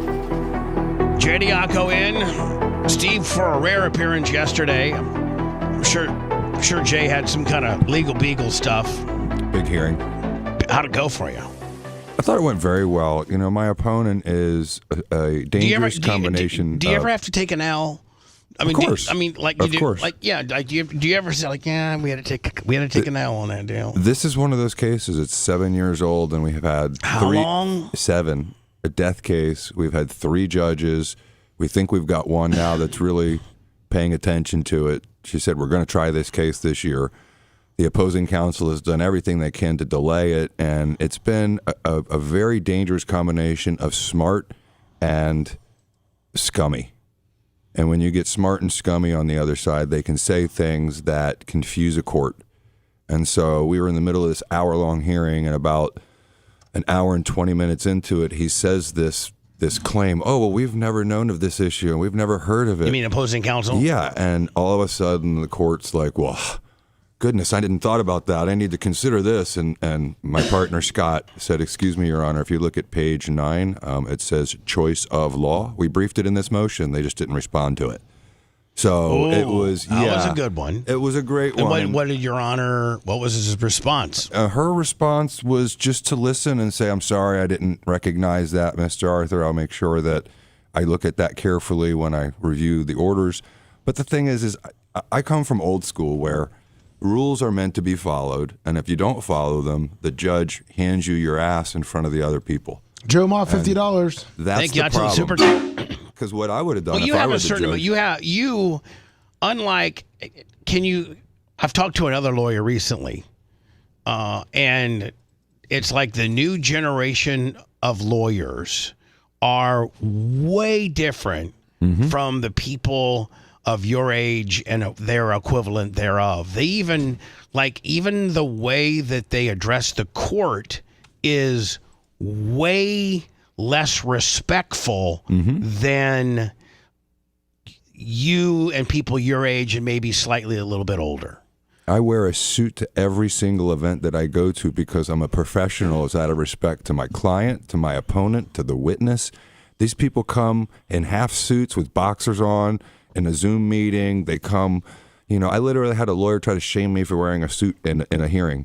And it's just ridiculous. So, yeah, what I would have done if I were this judge is, as soon as he said, no one had ever briefed this on on us. And then Scott highlighted that. I would have turned to him and said, you just told me no one had briefed that. That's untrue. Why did you say that? You know, and that's the way the judges, in my experience, are supposed to work, which is hold your feet to the fire, make you follow the rules. The rules are there for a purpose. They're designed for fairness and equality and equity. So and if we had done this, if I had missed a day with Judge Arnold, could you imagine? This kid missed 18 days late on a motion response. Hold on.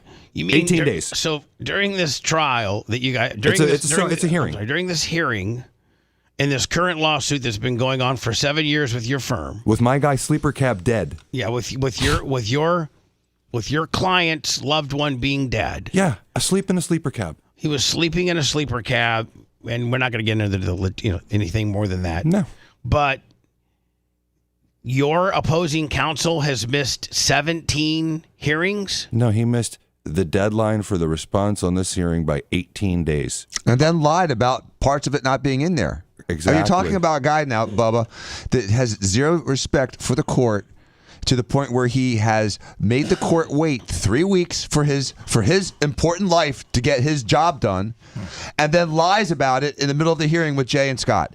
This is the epitome of what's wrong with this world right now, that a person who has sworn to be honest and have integrity is instead misleading and delaying the court, the process, and society. Dan, this is the problem we with really like today. the way Jay explains things. He can't say it. He can't say this right now. No, okay. Because he's in it. I'm sorry. I can say it. He can't say it right now. Jay's a little more smooth and a little less off the rails. Dan goes straight off the rails on the deal. Angry. But it's not my case. It's his case. That's why I can't say it. It's a combination of the So he age missed- of the age of judge, right? The age of lawyers. Now, was the judge upset?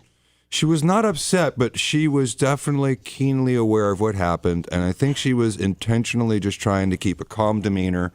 Whereas, And maybe get through this? Yeah, whereas with, one of the old school judges, like, Judge Holder's my friend, but if you did something wrong, if you walked in the room 1 minute late. You do that to Chet Tharp. Oh, my God. Or Wolf or anybody. Yeah. You're getting your rear end chewed out because the rules of decorum and the rules matter. So the kid blew the deadline. You're supposed to have a sworn affidavit attesting to all these things, doesn't include it, and then comes to the hearing and makes these wild assertions about my partner. And, Scott's like pity. You can't put horns on Scott Arthur. He's the most honest, likable, ethical guy in the world, and you can't say he's intentionally with. It's Scott Arthur. It can't. You know what I mean? So it's just frustrating because the hearing was really important. We're getting close to the end. We're starting to win these hearings after years of losses, and so I said to Scott, it's like dominoes now that are going to fall, and one by one they're starting to fall in our favor, and we're going to get a trial. Do you guys have a date set? The judge said you will agree to one before October of this year. This case will be tried in 2025. So I'm like, okay, that's it. All I need to know, Bubba, with you, all I need is my finish line, closing argument. Get me there. And here's the deal with you, is that some attorneys, they won't say this because it's bad for business, but some attorneys don't like to go to trial because they've not done it a lot. It's really quite rare for an attorney to go to trial. It is, for sure. But between all the mediations and all the setup, and it's just very, and not a lot of people have the timeline or experience of actually being in a trial, from voir dire to closing and everything in between. Whether you put your witness on the stand, whether you don't, cross, direct, the whole 9 yards. A lot of people that have big fancy billboards have never been in a courtroom. True. And so when you hear we're going to trial, you're like, man, finally, awesome, because that's where I'm best. I'm good at depots. I'm good at rulings. I'm good at filings. I'm good at drawing up complaints. I'm good at drawing up demand letters. You're excellent at all that, but you're exceptional.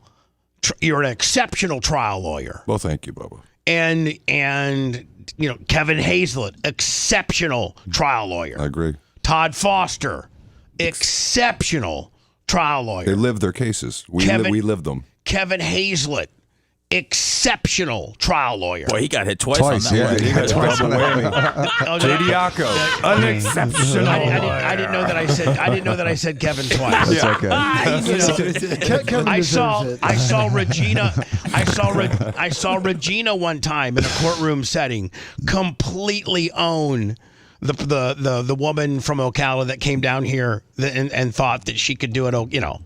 And a lot of these attorneys that I mentioned a few minutes ago, the Jays, the Todd Fosters, the Kevins, the Reginas, the Norman Cannella Sr. and Jr., Senior especially, exceptional trial lawyers. And a lot of that, maybe up to 50% of it, isn't necessarily skill set as it is relationship based. Knowing the court, knowing what flies and doesn't fly within your confines of where you're trying this, and most attorneys get so nervous. Yep. That, oh my God. You know what? This is going to trial. It means we got to go to Rhode Island. We got to pick a trial. We got to pick a jury.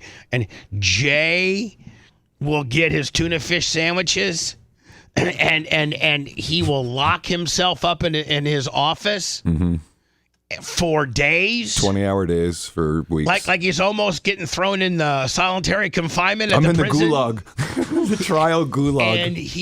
And he just, like your eyes roll in the back of your head like a shark, and you just love it. Yeah, you know what it is, Bubba? You remember when we got to your case, we finally got a trial date, and I was like, I see the finish line, my closing argument. And so that's where I am now. Like, I can see the finish line.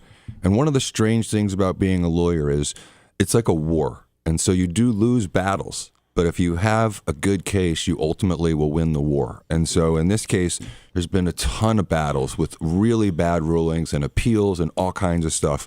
I've never had an appeal where I had an oral argument in 29 years. In this case, we've had 2 oral arguments and 2 appeals.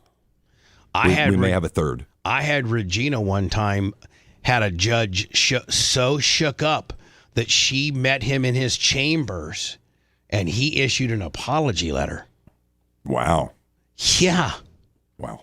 I mean, that doesn't happen a lot. Yeah. I mean, Regina was bright red. She was as red as her Christian Louis Vuitton shoes walking out of the courtroom. This lawyer, I'm sorry, this judge this family judge from Pinellas pissed her off so much, and insulted me in open court. And she said, "Your Honor, I'd like to see you in your chambers, please, with counsel." And they went back to his chambers, and he had to apologize to me. Wow, that's incredible. But there's some advantages to negotiations and settlements. There's Jay likes to highlight 3 of them, and that is control, certainty, and closure. But negotiations go a lot better if there's a genuine threat of a trial. And so if you're negotiating and you're a trial neophyte and have no experience, then your negotiation is going to be less effective. Again, it goes back to Teddy Roosevelt and even up to today. You speak quietly, you negotiate, but you have that big stick. Well, Jay's a big stick. When somebody's negotiating against Jay, some people can use this excuse. Listen, they're not going to court. Right. They don't go to court. Right. So you know what? The $125 we're going to give them, that's it. That's our final offer. Well, if it's opposite of that, they're like, hey, listen, this mother effer goes to court and he wins. That $650 they're asking for, we might want to get close to that because it's hard telling what a jury will pick. This guy's really good on his toes. He's really good at picking a jury, and he's super good at closing. So we might want to, rethink that this guy won't go to trial. One of the best things that came out of winning your case was not only winning for the First Amendment and winning for you, but was that it got so much media locally that you rarely have anyone see you in the courtroom in a closing argument or doing anything. It's rare. It's very, very rare. There's certain lawyers I go watch if I hear that they're going to be giving a closing argument. When I was a young lawyer, I would go watch and learn and listen. And because that was streamed live, every lawyer that I know in town saw it. Lemmy, did you see where we found it? Somebody has it? Yeah. I forget. We got to remember if Creatine it had good Travis's- sound or not. We're trying to figure that out, right? Is it Creatine Travis? His friend was supposed to sit in the phone. When we saw. I think we got it. Jay's closing, but Jay's right. You know, you hear of these great closers, these Norman Cannella seniors, and all these kind of deals, but you never really had a way to, unless you went, you know, physically to the courthouse and watched Norman do his magic. You know, it was just urban legend that Norman Senior and Junior, you know, are great. But me and MJ's deal was streamed live. And so people could sit from their legal offices and analyze it and watch it, and a lot did. Yeah, that was really good for you, Jay. It was great. There was a legal journalist that sat in our trial, sat in the Jose Baez trial with the murdered baby over there. We were just talking about it. What the hell is her name? Casey Anthony. And she made a comparison, and she said that my closing argument was better than his closing argument because she'd never seen a jury change their mind in the middle of a closing argument. It was really one of the most flattering articles I've ever had written about me. And she'd sat through a lot of very important criminal cases and said that ours was one of the most interesting things she'd ever sat through. Kevin Hazlett's dead pig walking, infamous The line. best. The infamous line. The best. Dead pig walking. Did you guys know? Didn't he get on the ground? Daryl Dirks. He got on all fours, bro. Yeah, that's what all he did. fours. Exactly. He got on all fours. Did you know? Nobody knows this.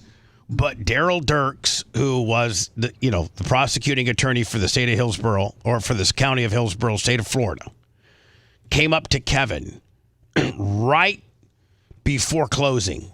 So they were set to close, and said, "Will Mr. Clem take a misdemeanor fishing without a license? Which would be like fishing without catching too many fish, or like just something." A feral animal. An 18-inch fish instead of a 21? Yeah, take like a fishing without license. like a wildlife misdemeanor ticket. Civil offense. Yeah. And we call it, it pleads guilty to a misdemeanor wildlife, deal. And Kevin Hazlett told Dirks, "There's not a chance in hell. I've already put up 5 witnesses. You've put up none. And I've waited for this opportunity to talk to this jury on this close. Mm-hmm. You are so late and so off the mark." No. Kevin actually he didn't even come to me. I wouldn't even. The bad thing about it is Clear Channel might have taken that. I was facing 5 years. Did you know Jane Castor gave him his own day last year? Kevin Hazlett? No, Daryl Dirks. What? The Daryl Dirks Day was January 22nd. For what? Losing more cases than anybody? For being a great lawyer. I don't know, that's Jane Castor for you. Felt that he take so many felt that he took so many losses that he needed a win. Dirk Losing one of the most important cases Mark Ober had in his calendar. Okay. We used to say, me and Brent would sit over there and make fun of him because he looked like the guy from South Park. We go, okay. So these 2 guys killed a hog, okay. They did it without a license, okay. And they were real mean to the hog, you see, okay. That's how me and Brent would just be over there doing South Park deals. I sent you the proclamation from you Jane did? Castor, yeah. Oh my God. Daryl Dirks Day? Yes. Oh my God. Right after Lieutenant Dan Day. Hold on here. Proclamation Jane Castor.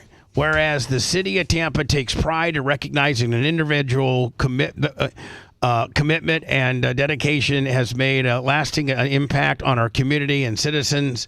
Daryl Dean Dirks, Esquire, Assistant State Attorney, Hillsborough County Attorney's Office, is now one such person. Okay, got my ass kicked by Bubba. Okay, wasn't able to find any witnesses. Okay, they didn't put up. We brought up 6 witnesses, 4 veterinarians that said the hog was killed in the way that it should have been. They couldn't find anybody to say that first of all, I didn't even do it. It makes you wonder about the integrity of a prosecutor that brings a case where he can't supply one witness to agree with his charges. Or it makes you wonder about prosecutors that don't bring cases up now, doesn't it? Mm-hmm. Call the car for me. This is the. Is she 30? She's 30 now. She was 28 at the time. 28-year-old teacher. Is this the one with the husband in the car? Yeah. Her husband's in the car. She's blasting Corky. He's in special ed, poor little thing. He's like 15, 16, and they're having full-blown relations. How do you feel as a husband, Bubba? Like, does that take your like man card down a little bit, or do you just don't even want to be known? Do you move? I move. You move? I hope there's no kids, and 2, I move. I mean, you can let your wife sleep with a pro wrestler, but you can't let her sleep with Corky. Okay? Just remember that. That's where you draw the line. Yeah, Is there a line here? Listen, let's just all know that we got man code, and you could maybe let your wife sleep with somebody really, really, really, really famous, Matthew and McConaughey. that screw up your life for the rest of your life. But you gotta draw the line and leave her when she's blasting Corky. Okay? Man code. I know you're confused. I'll explain everything to you. You don't have anything on you? You can just grab whatever you need. Whatever I need. Yeah, whatever you need, like your phone, your purse, go ahead and grab it. Is she going somewhere? Or? Yeah, we're going to She's explain gonna that. need about $50,000 in bail money. I need you guys. Go ahead and grab it. We're not going anywhere right now. So is she with her husband right now? Yes. Yeah, she's with her husband. He's finding out too right now? Yeah. So they had finally gotten a hold of Corky's mom. Corky's mom showed him all the texts and all the things that incriminated her enough to give them an arrest warrant. Is that an arrest affidavit or arrest warrant, Jay? Arrest affidavit? It could probably be either one depending on the jurisdiction. So they went to the judge, got that, saw her driving around town, or went and it kind of looks like maybe they're either pulling in or out of their drive. That looks like a house garage to me. Yeah, it does. Right? Yeah. So it looks like residential home. Either they're pulling in home or they're leaving somewhere. It's her school. Because look at the same bricks in the picture behind her when she's wearing her school ID badge. Well, we don't know. No. And you're wrong. I get it, yeah. Dan, you're wrong again. They're blocking her address. That's her address, Dan. That's her house. You can say you just took an L on it. I'll take an L. Thanks. Dan's so browbeaten, he's just taking L's without fighting. Come with me? Yes. You stay there for right now, sir. Just stay there, but yes, you can. But come on back here.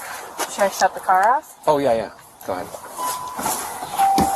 Yeah, anytime a cop tells you to turn the car off and step back here, it's usually not going to go good for you.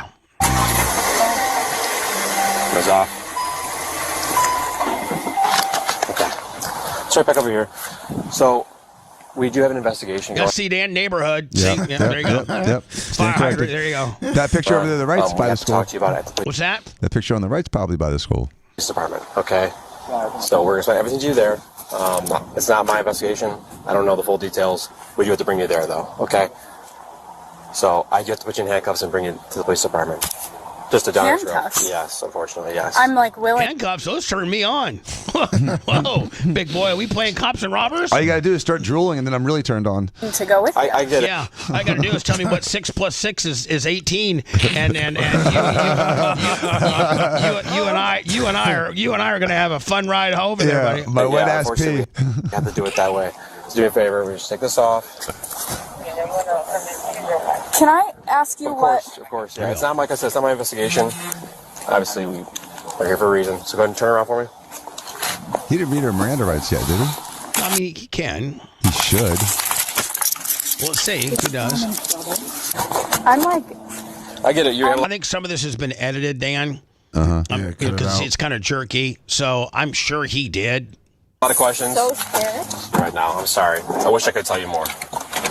Excuse me, is my husband coming with? Yeah, he's taking his phone number down. We're staying in touch with him. We're just going down. Not a bad looking mugshot. Kind of a. You can tell she's been crying. Yeah. She does not look happy. But kind of, a hot mess looking mugshot.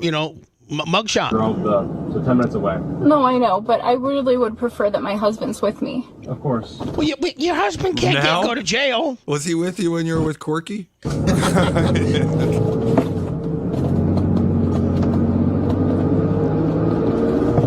I love watching chicks get arrested for some reason. It's almost a fetish of mine. Am I in trouble? Like I'm so lost right now.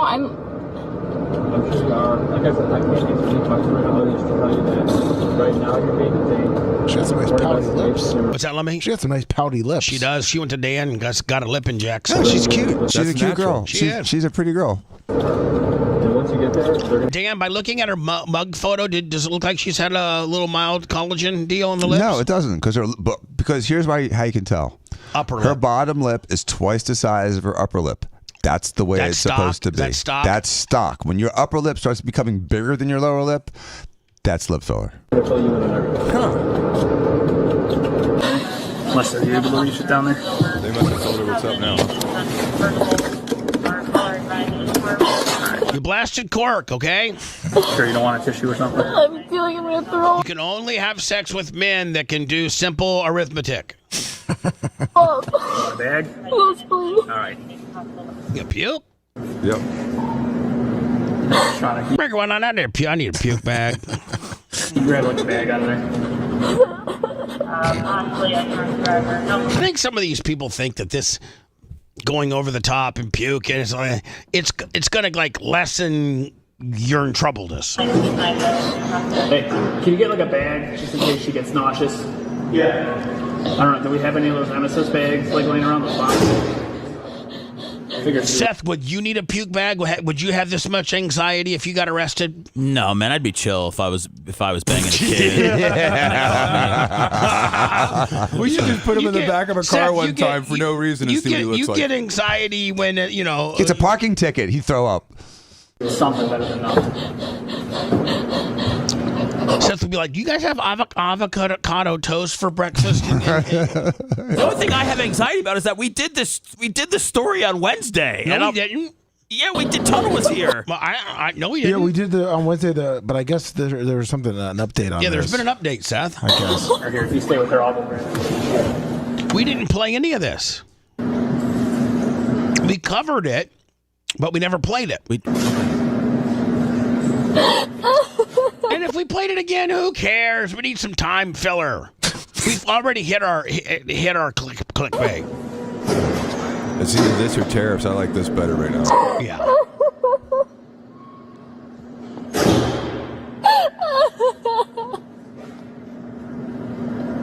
Those are fake tears. Oh my god. That's all fake. It's so bad. Again, I still wonder if they hope they read her Miranda rights. Oh,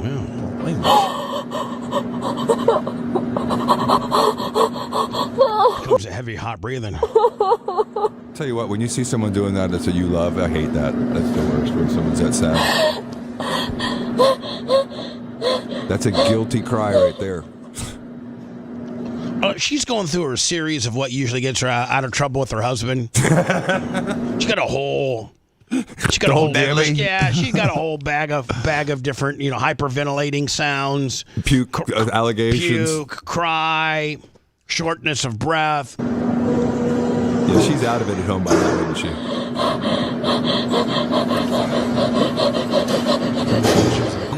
Now to me, it's like she's trying to make herself hyperventilate. Listen, hyperventilate does not keep you out of that cell. Just kind of put it on the floor here, all right? Okay. You paper. Nails well done. Tell us in the floor here if you need it, all right? Okay. Thank you.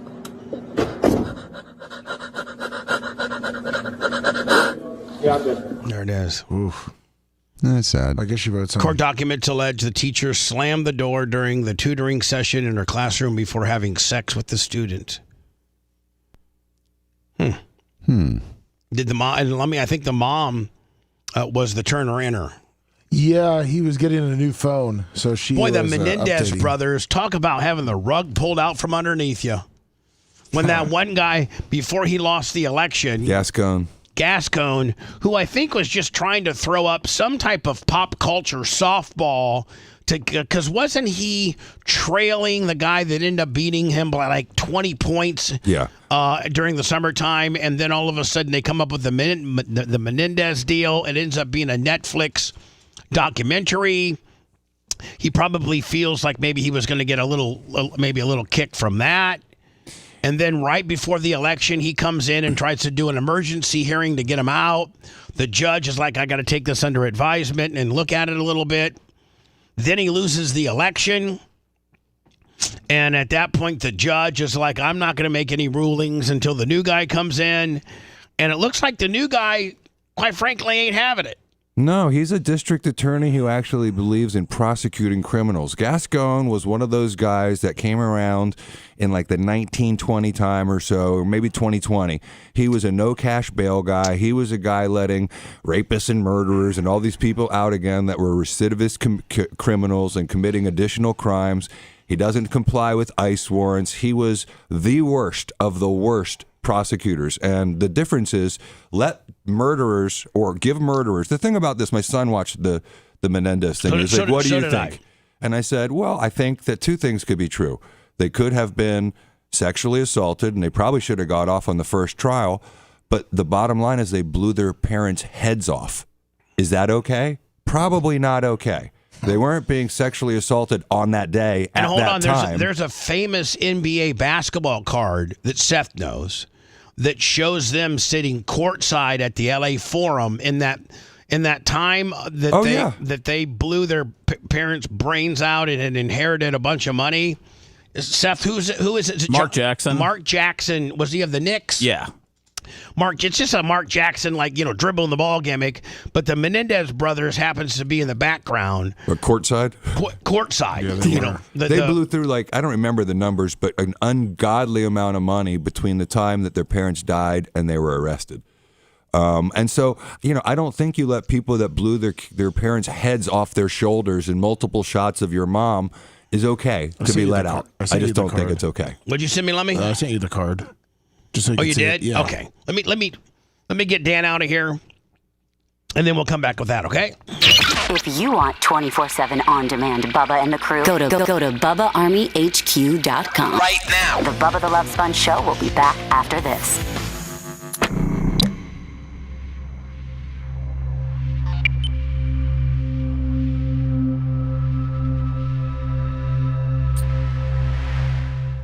Did he leave his phone here?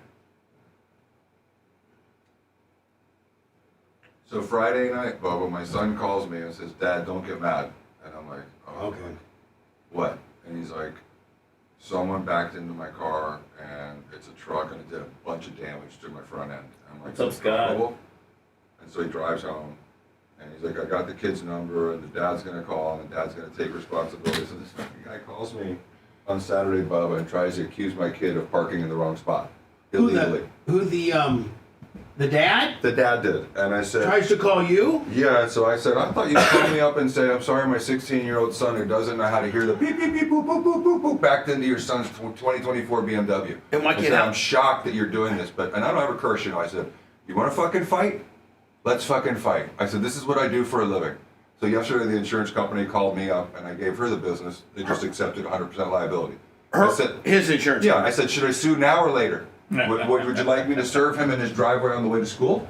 Meanwhile, it could have been if he just would have said, "Hey, bud, can we keep this off the insurance?" I would have said, "Fine." Can I may have split it. I may have been like, "Listen, it's fine. It's expensive car." He was a fucking asshole. He came at me wrong, and I said, "You don't even know what your son did." Right. He starts going, "Well, section 5.4132 says that 20 feet." And I said, "Listen, motherfucker, you can't 514.321." I'm like, I literally said, "Listen, motherfucker." I went ballistic. I was so pissed. Awesome. So now you got a full-blown Willie. The inner Dan came out of me. But I got it taken care of in 24 hours. No, that's So I told the insurance company, I said, when your son makes a mistake, you apologize to the person who your son made a mistake to, and you try to set a good example. I said, this is terrible. And the adjuster's like, I agree with you. You're right. How old was the kid? 16, just got the car. My son's watching him do like a 6-point turn, and he backs directly into it. And then runs up to him and is like, you just hit my car. And he's like, I didn't see it. It was my fault. Those are admissions. So I'm so thrilled. I looked over the file. We accept 100% liability. Thank you very much. Man, some 16-year-olds shouldn't be driving.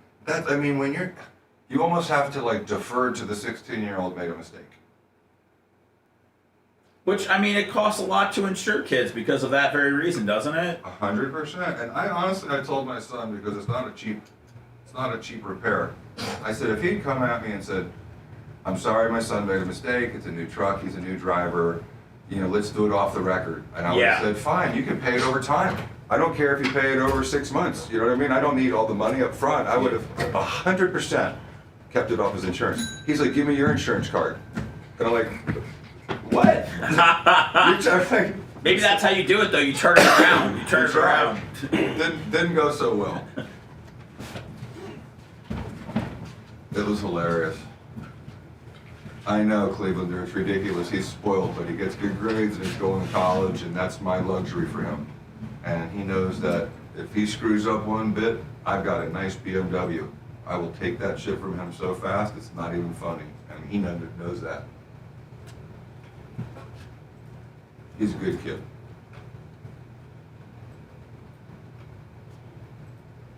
And he knows if he doesn't get good grades in college, he comes home, which is the best motivation to stay in school.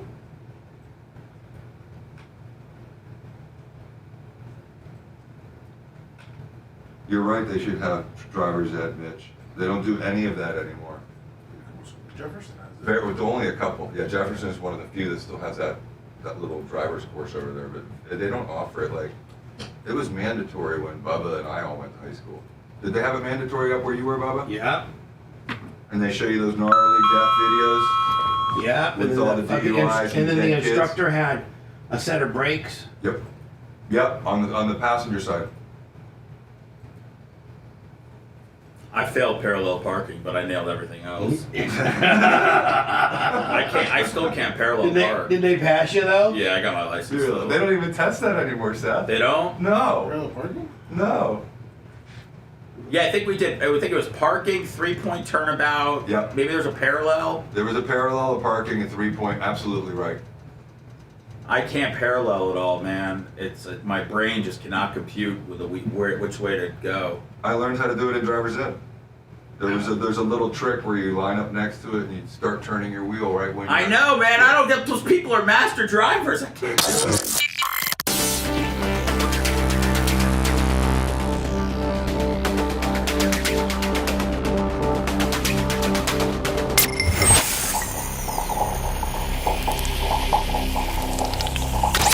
Broadcasting live from the Aquabito studios, aquabito.com/Bubba. It's the Bubba the Love Sponge Show. Mushroom Mitch, 20 on the PayPal, Venmo, Cash App, at the Bubba Army. Thought we'd get into this Menendez stuff. Things have changed tremendously for them. At one time, like in what? Well, as soon as the documentary came out, it was like the general, feeling, if you will, was these guys are getting out. Like, they a very convincing documentary. And they had the average consumer, including myself, believing that they were they very well could have been sexually. I think they were probably sexually molested by their father. I don't know if that gives you the right to blow your father and your mother's faces off, because they did. Right. They blew their faces off. So I'm kind of torn here. That if you've been molested since you were 6, I mean, I'm talking about like butt sex and everything. Yeah. Well, the problem is this thing was tried twice, and the original lawyer had them dressed up in those sweaters, those cardigans, and she brought this sexual allegation out for the first time at the trial. Leslie Abrams, one of the finest trial lawyers in California, and she got a hung jury. And so what did the prosecution do? They tried the case. They learned from the case. Yep. Repositioned. Yep. And was ready for the sexual allegations. And basically did a heat reversal. The new judge that they picked, did not let any of the sexual allegations in. None. None. Now, see, I don't know if I necessarily agree with that. So, when you think about how they got prosecuted, the circumstances, I kind of believe in fair jury trials. And, when you win a jury trial or you get a hung jury, that's a win in a criminal case. And so, in my mind, I would have been okay at the time with the prosecution not re-prosecuting it. I don't like when the system is perverted, like you just said. They learn from the first trial. They find the judge that's not going to let any of it in. And so they went to trial on a case where it's just like these guys got a shotgun, blew their parents' heads off. And that's basically all the jury was allowed to hear. The jury was not allowed to hear any of the allegations of sexual misconduct. They weren't allowed to have the cousin that spent the night and had seen or heard of sexual misconduct. Who testified in the first trial, but not the second. But was not allowed in the second. So I kind of think that there's a part of me that thinks these guys should be out. I think a new trial could be fair. Yeah. Because if a jury heard all of that and they still decided to let them off, then I'm okay with the jury system working. But I think a jury could, it was a hung jury. They didn't win. I think there's a very good chance with all those allegations coming out in today's day and age, they could win. Back then, the concept of a father sexually abusing his son had never been heard of. Oh, yeah. This was one of the first times anyone had ever made such an allegation in public ever, let alone in court. The second jury consisted of like 5 men and 4 women or something like that. And it was like, the men, as a man, back in the 80s, like, listen, your dad, no dad's going to do that to you. No one heard of it. There had never been a defense like that, as far as I know, that had been raised. But in today's world, we're like, man, please, that's nothing compared to what goes on in our world. Here's the Fox story. It's quite lengthy. In terms of the victims community for decades, it's something that we've been involved with, and a lot of our joy, a lot of our grief has come from that. But has it been 38 years? They've been in for 38 years? I think so. Community. They're completely different men, as would be expected. They've lost a little bit of that arrogance that they had as kids being raised with money. They are very humble human beings. I think that 38 years in prison will humble you. I hope so. I hope they don't still have that swagger after 38. Yeah, I hope not, because we got some real monsters on ourselves. Prison swagger, though. The Menendezes are very capable of shape-shifting and being who people want them to be. Well, we have a preview tonight of a new special on the Menendez brothers as they fight for their last chance at freedom. You'll hear from the brothers and their family in the TMZ special debuting tonight, 9 p.m. Eastern on Fox. Joining us tonight is TMZ founder and host Harvey Levin. Harvey, great to see you. What's your biggest takeaway from this? Well, my biggest takeaway is personal. I covered the trials when I was a local reporter here in L.A. And man, this guy... Have you met him? No, has gone on just he was a reporter. I don't know if he's an attorney or not. He is, but he owns TMZ outright. It's his concept. It's his. I don't even know how much TMZ is worth, but boy, he has done well. That's how he avoids defamation. He knows the law, and he's very careful. He has a couple of lawyers on his staff. And he is brilliant at it. Do you know another one of his secrets that I know? I believe I do. You think so? Maybe not. Tell me. You know why they always had that zany guy? You never hear a straight up TMZ thing, like Bubba the Love Sponge. It's always like, it's always a real zany guy. Like a character voice? Yes. Legally, it makes it more of a parody. Yeah. When you have that zany zookeeper over the top silliness, it tends to be less litigious feeling. Right. Well, then he takes a story and they talk about it like we do. Yeah. That's what they do. And they all give opinions about what's been reported. And they don't say any statements of fact. And they just talk about things in a very calculated way that's entertaining. Yeah. But the guy, when they actually play the meat of their content, it's that zany guy. For sure. My impressions of them were spoiled brats, monsters who deserved their sentence. 35 years later, I spoke with two entirely different people. They are they're introspective, they're thoughtful, they are remorseful. But the biggest thing is that until recently, Brett, they had no chance of ever seeing freedom. Yet, they started a hospice program, a suicide prevention program, a green space program. They counsel. I mean, it's easy to start all kinds of programs when you've been in prison. Me and Seth would have 46 programs if we were in prison for 38 years. I mean, yeah, we just have to find out if any of these have launched or they're working yet. Right, you know? exactly. I mean, please. Other inmates. Seth, we got a program, new program. Which one is it? It's 7-year-olds need to learn how to garden program. All right, well, we're still working on the 90-year-olds, still need love program. Oh, okay, not to be confused with these 87-year-olds need to learn how to put diapers on themselves. Yes, and yes, thank you. To rehabilitate them. They got advanced college degrees, and they did all. Hey, Seth, you want to get your master's with me? I'm in jail right now. I'm good sticking with my AA, Bubba. Oh, okay. That's cool. I thought I could get you a full-blown... Listen, hold on, Seth. It's either you stay in your cell all day, or we can go in here to the library, screw around, and get our masters. Well, the screw around part sounds fun. All right, let's do it. Yeah. All of this without ever expecting. Hey, Seth, I heard Phoebe's coming in, and she's smuggling in some baseball cards for you. Oh, my God. Ziploc back in the vagina. Okay. Expecting to get out. So I am stunned at the two people that I just spoke with. Yeah, I guess there are people, obviously, who remember the gruesome nature of the murder of the parents, and there is some politics here. The LA Times writes about this before losing to hope. Oh, there was I mean, Jay, this is rifled full of politics, is it not? I mean, 100%. Outgoing guy loved him. Ingoing guy doesn't. Outgoing guy wanted to use this as a springboard to potentially help him politically because he was getting his ass kicked by incoming guy. Outcoming guy was a real piece of shiz when it comes to being hard on crime.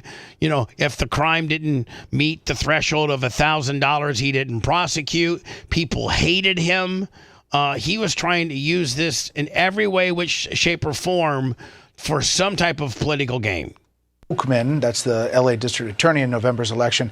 Gascon, the previous one, asked a judge to rescind the Menendez's sentences of life without the possibility of parole. He urged they will be giving 50 years to life. Since Hochman took over as district attorney, he has opposed the brothers getting a new trial and last month filed a motion to rescind Gascon's resentencing request. Wow, so man, Hochman has came in and said and reverse all of Gascon's stuff. So think about this. We're watching this. It's very funny for us. But can you imagine if you're the Melendez brothers and you're that, you're talking to Gascon and he's like, yeah, I'm going to get you out. I'm going to get you out. I'm going to get you out. He's got you convinced you're going to get out. He loses the election and Hochman completely does not on the same page as Gascon. And now you're getting reports that he's, unwound it all and it's over. Brothers' lawyers paint Hochman's action as motivated by politics, not legal reasoning. They are pursuing clemency with Governor Newsom. So that's just the... so now they're trying to bypass the court system and go right to Newsom. Oof. What do you think he would do as a because he's trying to position himself for president, right? See, I don't know what Newsom does.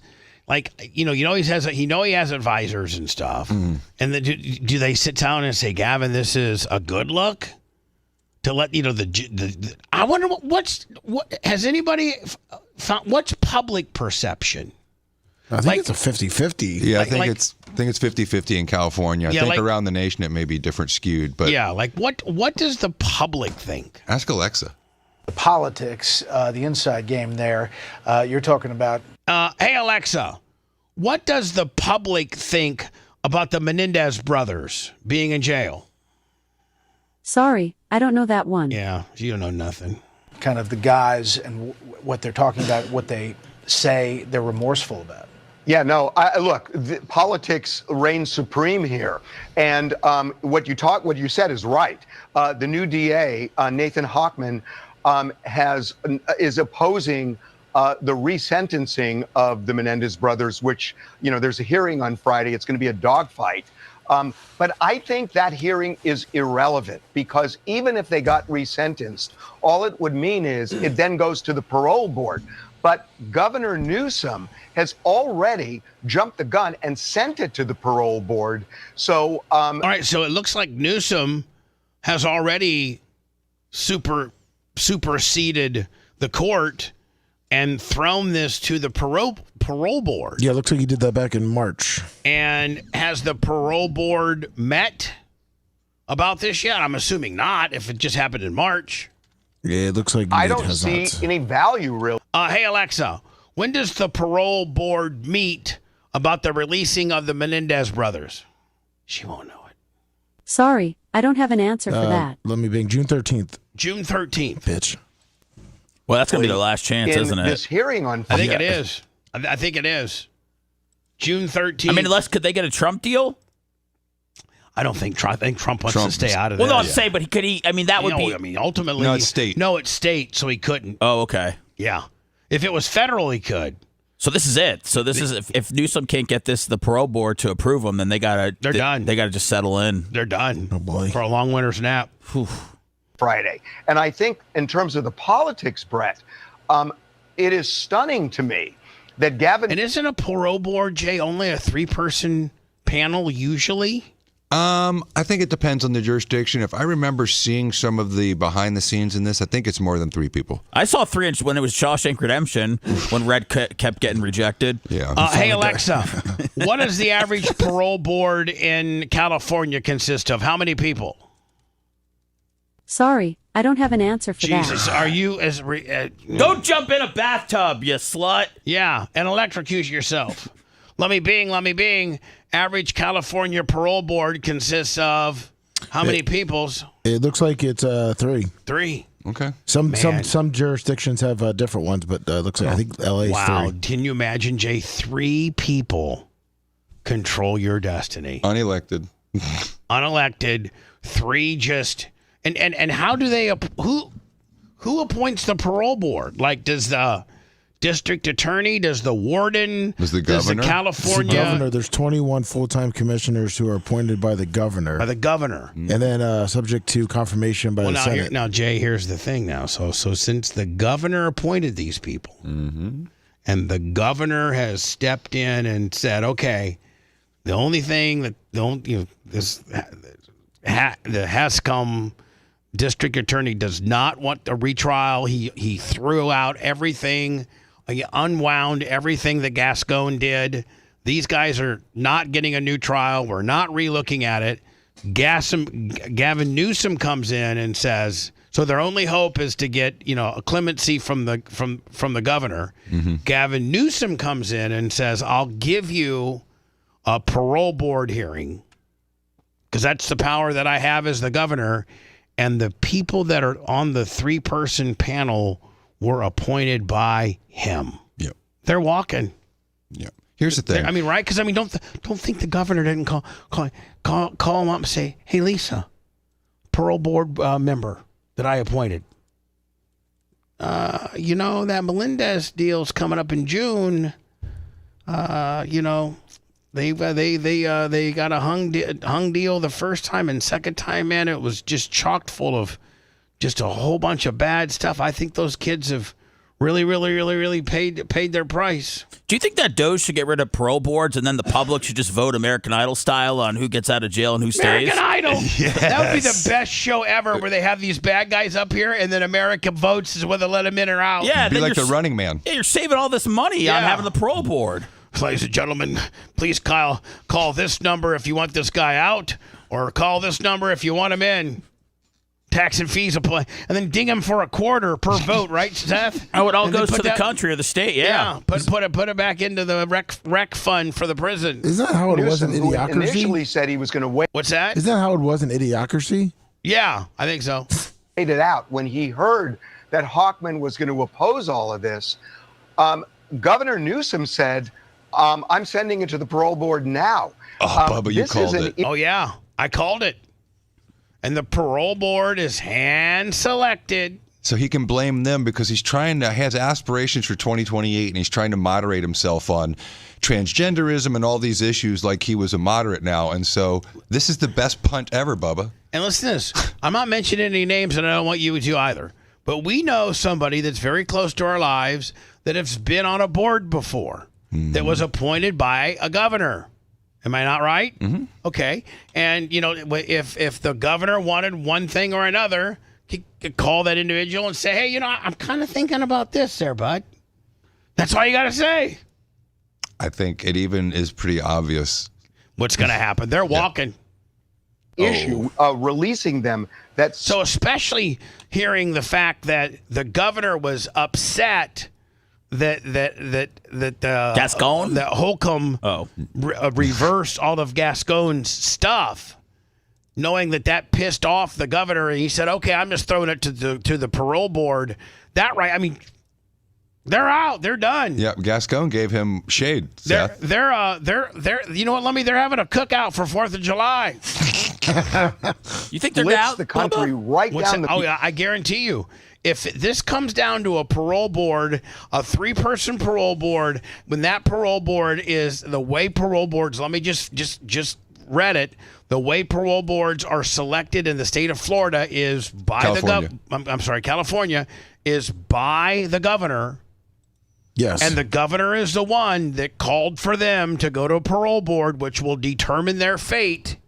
They're out. They're done. done. The last 2 governors were Democrat of super liberal progressives. They're out. They're done.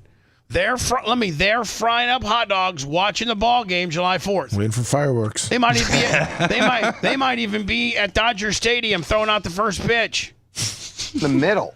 And it's pretty clear to me, at least, that Gavin Newsom's running for president.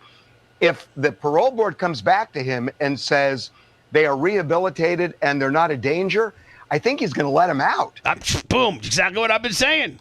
And that is a pretty ballsy political move for somebody who has presidential ambitions. Yeah, 100%. Well, it'll be fascinating to watch. Harvey, we appreciate. I mean, and not necessarily good ones. No, ballsy, but yet stupid, maybe. Ballsy, but come back and bite me in the assy. Yeah. Right? Especially give your opponent that ammunition. Mr. Newsom, is it true that the district attorney felt as if these 2 guys needed to stay in prison, and you superseded the whole process by calling it to a parole board, 3 people of which have been appointed by you? Yeah, all 21 are appointed by him. Yeah, all 21 people.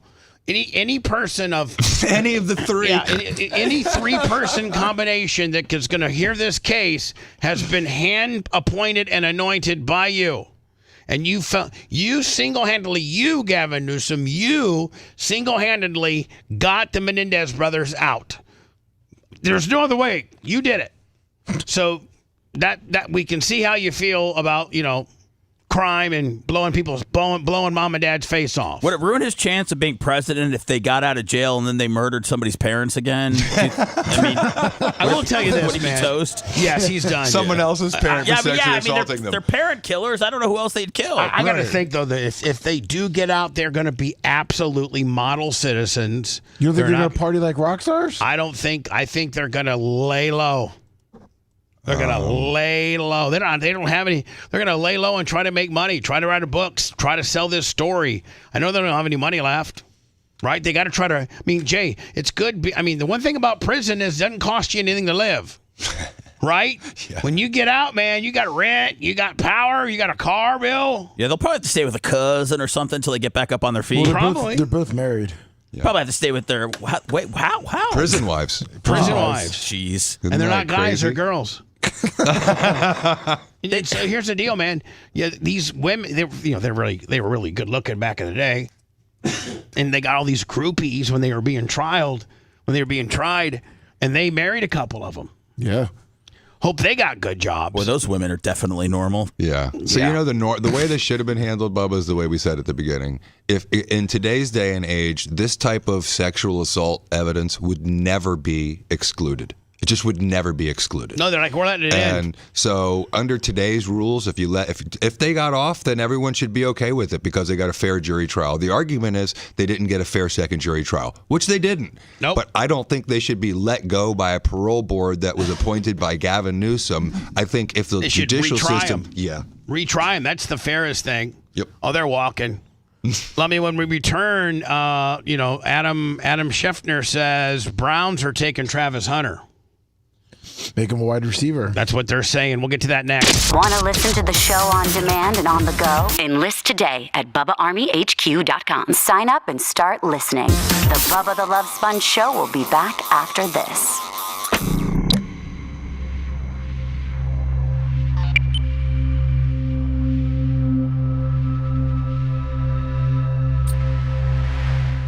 Okay. The other one. So she just knew him as a murderer. Yeah. And the other one, he got divorced from his first wife and then married some chick in 2003. So. Okay. Longer She than looks a most little marriages, crazy. 22 years. That sounds like love. That's why you got to sleep in opposite bedrooms. Like that's why how this marriage works. He's in jail. She's a free woman. He sees her. She sees him. Once a quarter. Yeah, once a quarter.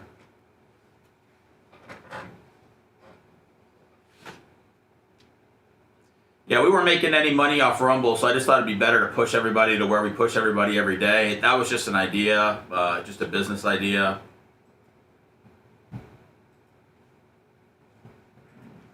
Just because we're here to make money.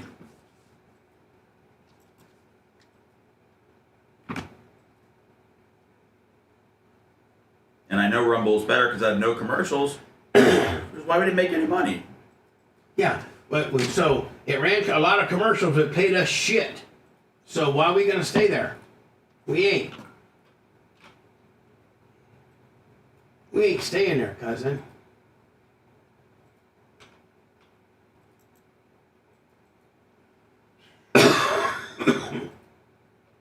Oh, you need any more cough drops? No, I'm good, buddy. Thank you.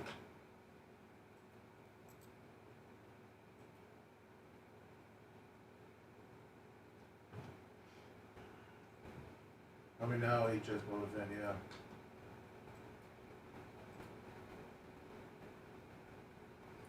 Hey, Lummy, is local still is a thing, isn't it? Yeah. Yeah, Bubba fan, it's still a thing.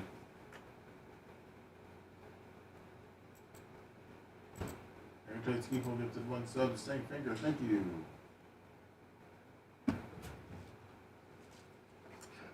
That's true, bad Jake. Well, The stock market's up 1,000 points. Man, I can't. It's just no. I don't have any. Obviously, I don't have any money tied up in it. But the media back and forth is just enough to tune out for a little while. You know what it is, Seth? It's like when you try to distill the environment to one element, CO2. You cannot distill the economy to the fucking Dow Jones. That's not the measure of the economy. I know. Like, fuel prices are down, and eggs are down, and interest rates are down, and 75% of America doesn't have an IRA. They don't give a fuck about this. So it's like the media finds something that they can pound them on.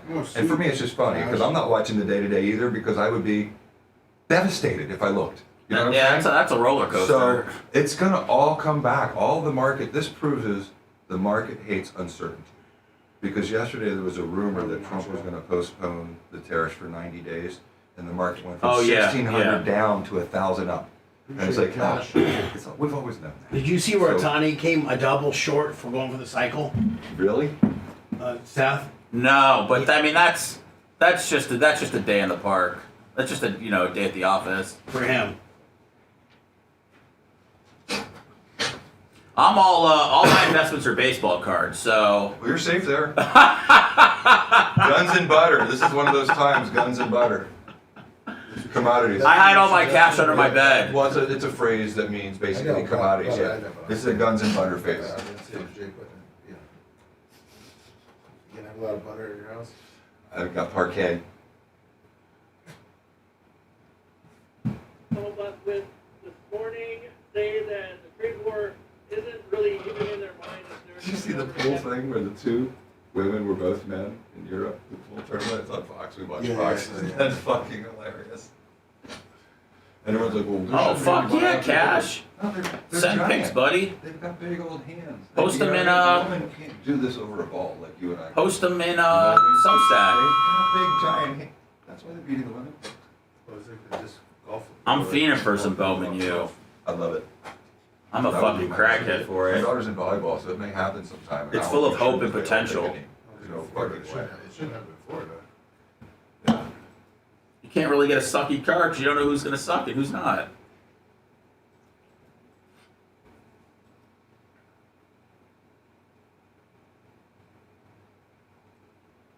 What's up, Xerxes? How's everybody doing? My Twitter algorithm is very tariff heavy right now. And then before you know it, It's so funny to have people render a thing and they know nothing about it. it's tomorrow. Get 5%.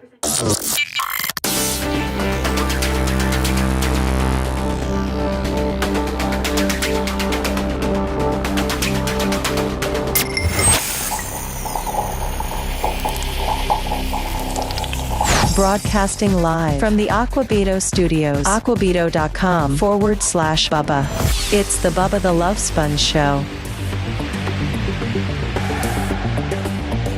Aren't we still like almost 2.5 weeks away from the draft? Almost 3? Should be 2 weeks from Thursday. Lummy, is it? Yeah. Two from Thursday. And everybody, man, I mean, like, is there going to, do you think that there, by the way, it's the Bubba the Love Sponge Show, PayPal, Venmo, Cash App, or BubbaArmyTips.com. Appreciate you. Or let me on the YouTube so you can just give us a super chat. Yes, please. Doesn't matter. Appreciate you. Watch the show if you like on at the Bubba Army on your YouTube.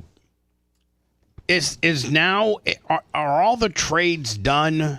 No. With regards to like, or do you can you? You can trade the day of the draft. No, I know you can. I know you can trade anytime up until the draft and during the draft and after the draft and whole 9 yards. But like, is everybody settling in now for who they're going to pick and who they? I mean, or could be a trade? Do you think that there's players involved trades, or you think there's just moving up spots trades that are going to happen? First of all, do you think that we're going to have 0 trades and starting on 2 weeks from Thursday at 8 o'clock, Roger Goodell will walk up and say the Tennessee Titans are now officially on the clock, or welcome welcome Green Bay, Wisconsin, to the the 66th draft of the NFL is now officially open, and the Texas Titans are on the clock. Give them 10 minutes. Thank you. Do you think from now until then there's going to be any trades? Not in the top 3, and probably not in the top 5.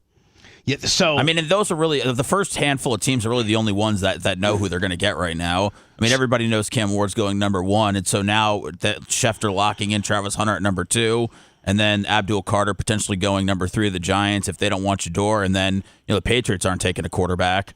Nope.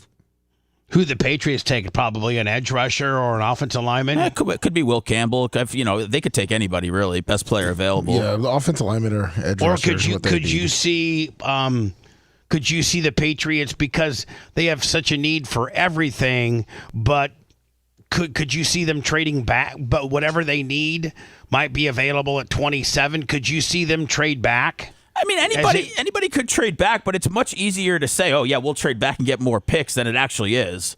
Because apparently, they talked about Cleveland and the Giants wanted to trade up to number 1, and the Titans wanted 3 additional first-round draft picks to move up 1 or 2 spots. So not even believable. I mean, nobody's going to give 3 for a 1, and you're only moving up 2 spots unless that shows you that the Giants absolutely, positively have to have a certain person that they think's not going to be available at 3, right? Who would that guy be? Cam Ward. Yeah.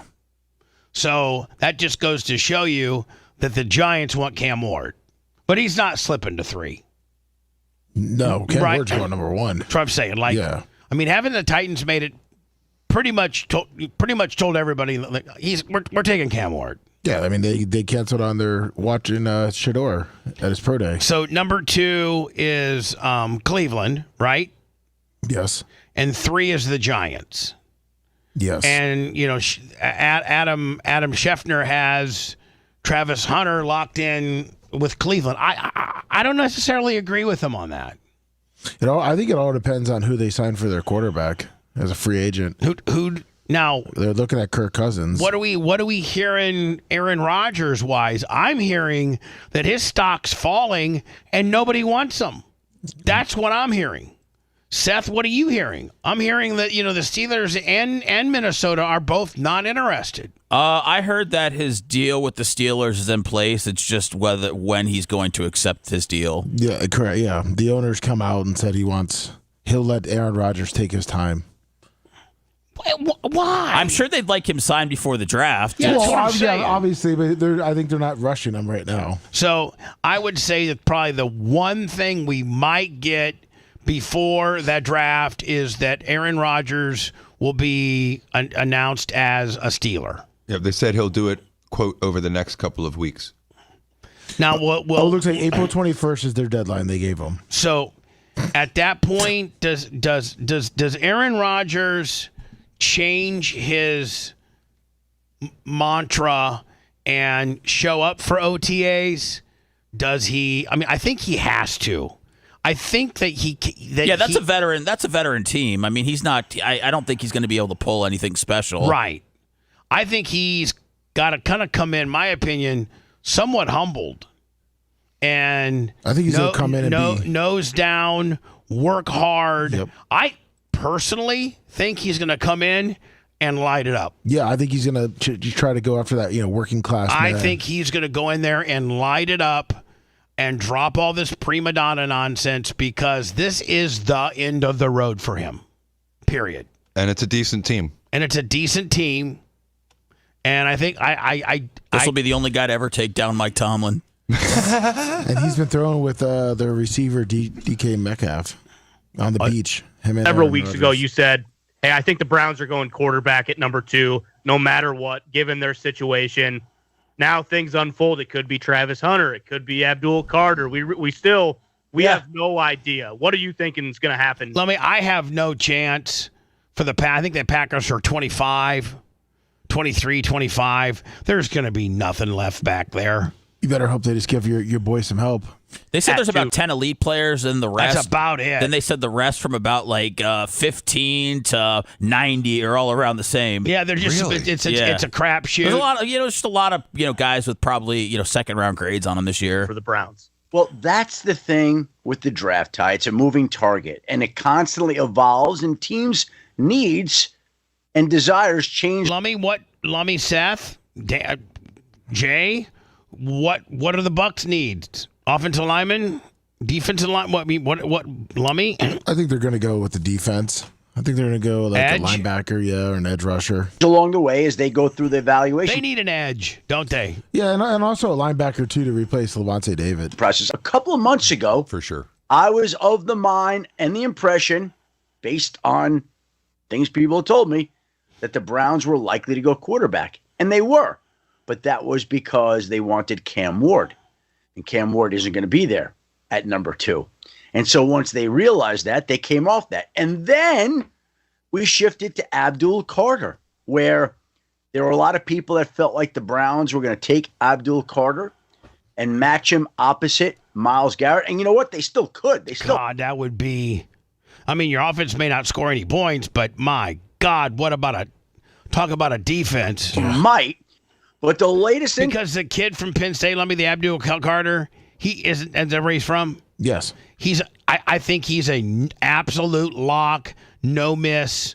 I mean, I've watched him play. I think he's an absolute starter day one, and he's a difference maker. I don't think there's a chance in hell that he doesn't get double-digit sacks his first year. Yeah, I mean, they were looking at him going number 1. Until now, is that I believe Travis Hunter is the more likely pick at 2 today, a couple of weeks out of the NFL draft for a couple of different reasons. I think the Cleveland Browns watched him on Friday at his pro day, and they saw somebody that could move like nobody else.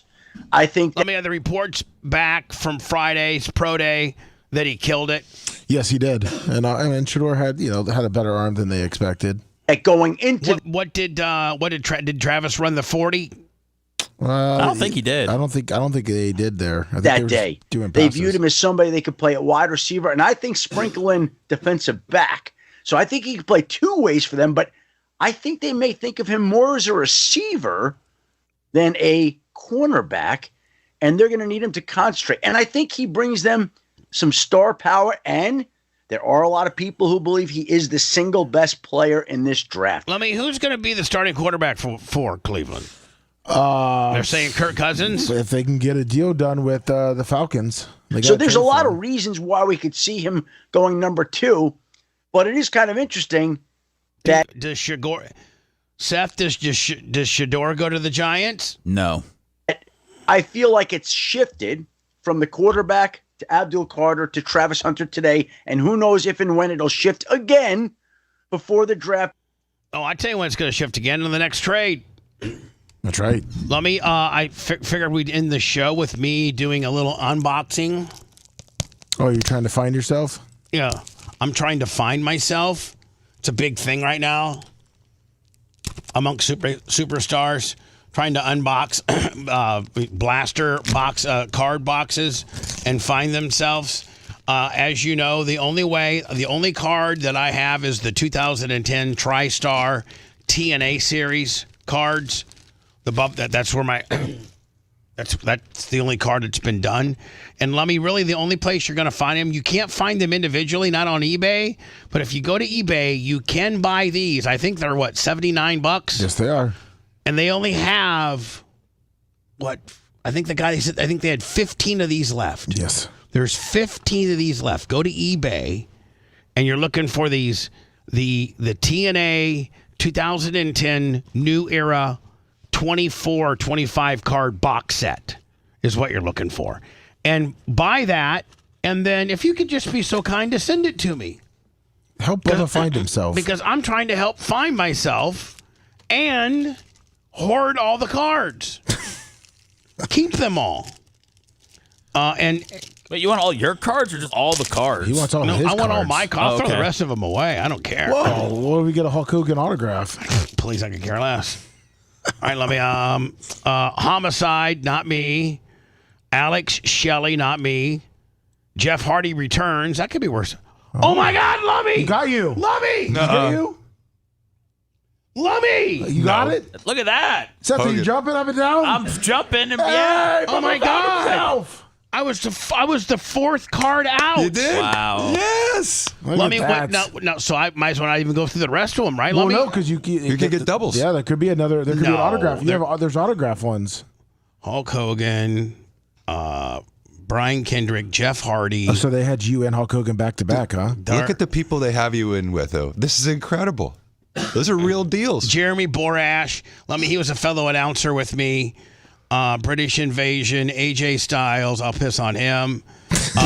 Matt Morgan, Hulk Hogan, Orlando Jordan, Christy Hemme, Velvet Sky, some kind of deal.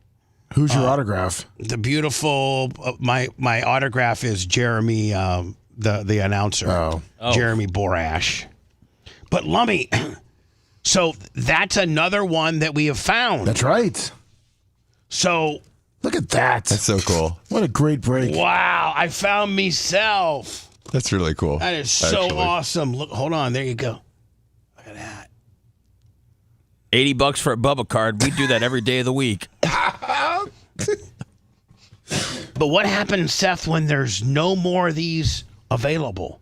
Then they got to become worth something, don't they? Yes. They go from like $6 to $11.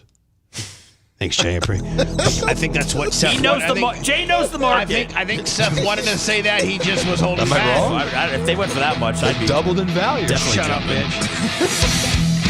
Clem Kush at 40. Clem Kush at 40. Appreciate y'all. See you tomorrow. Thanks for letting me finish. You've been listening to the Bubba the Love Sponge Show, starring me, Bubba the Love Sponge, co-host and show historian Lummit. It's Seth, co-host and president of podcasting. It's Brian Matroni, king of counter programming. You're wiring up. It's Mini Macho. The BRN agent, Thomas Buttoned Up Bean. Co-host Dr. Dan Diaco, Esquire of Council. Co-host J. Diaco, Esquire, the Spitting Cobra of Council. Now, time for the legal disclaimer. Exactly. The Bubba the Love Sponge Show is intended solely for the enjoyment of our listening audience. Any rebroadcast, retransmission, or other use of this show without express written consent of the Bubba Radio Network is prohibited. We must dissuade him of this delusion. Until next time, always remember. I'll repeat hello.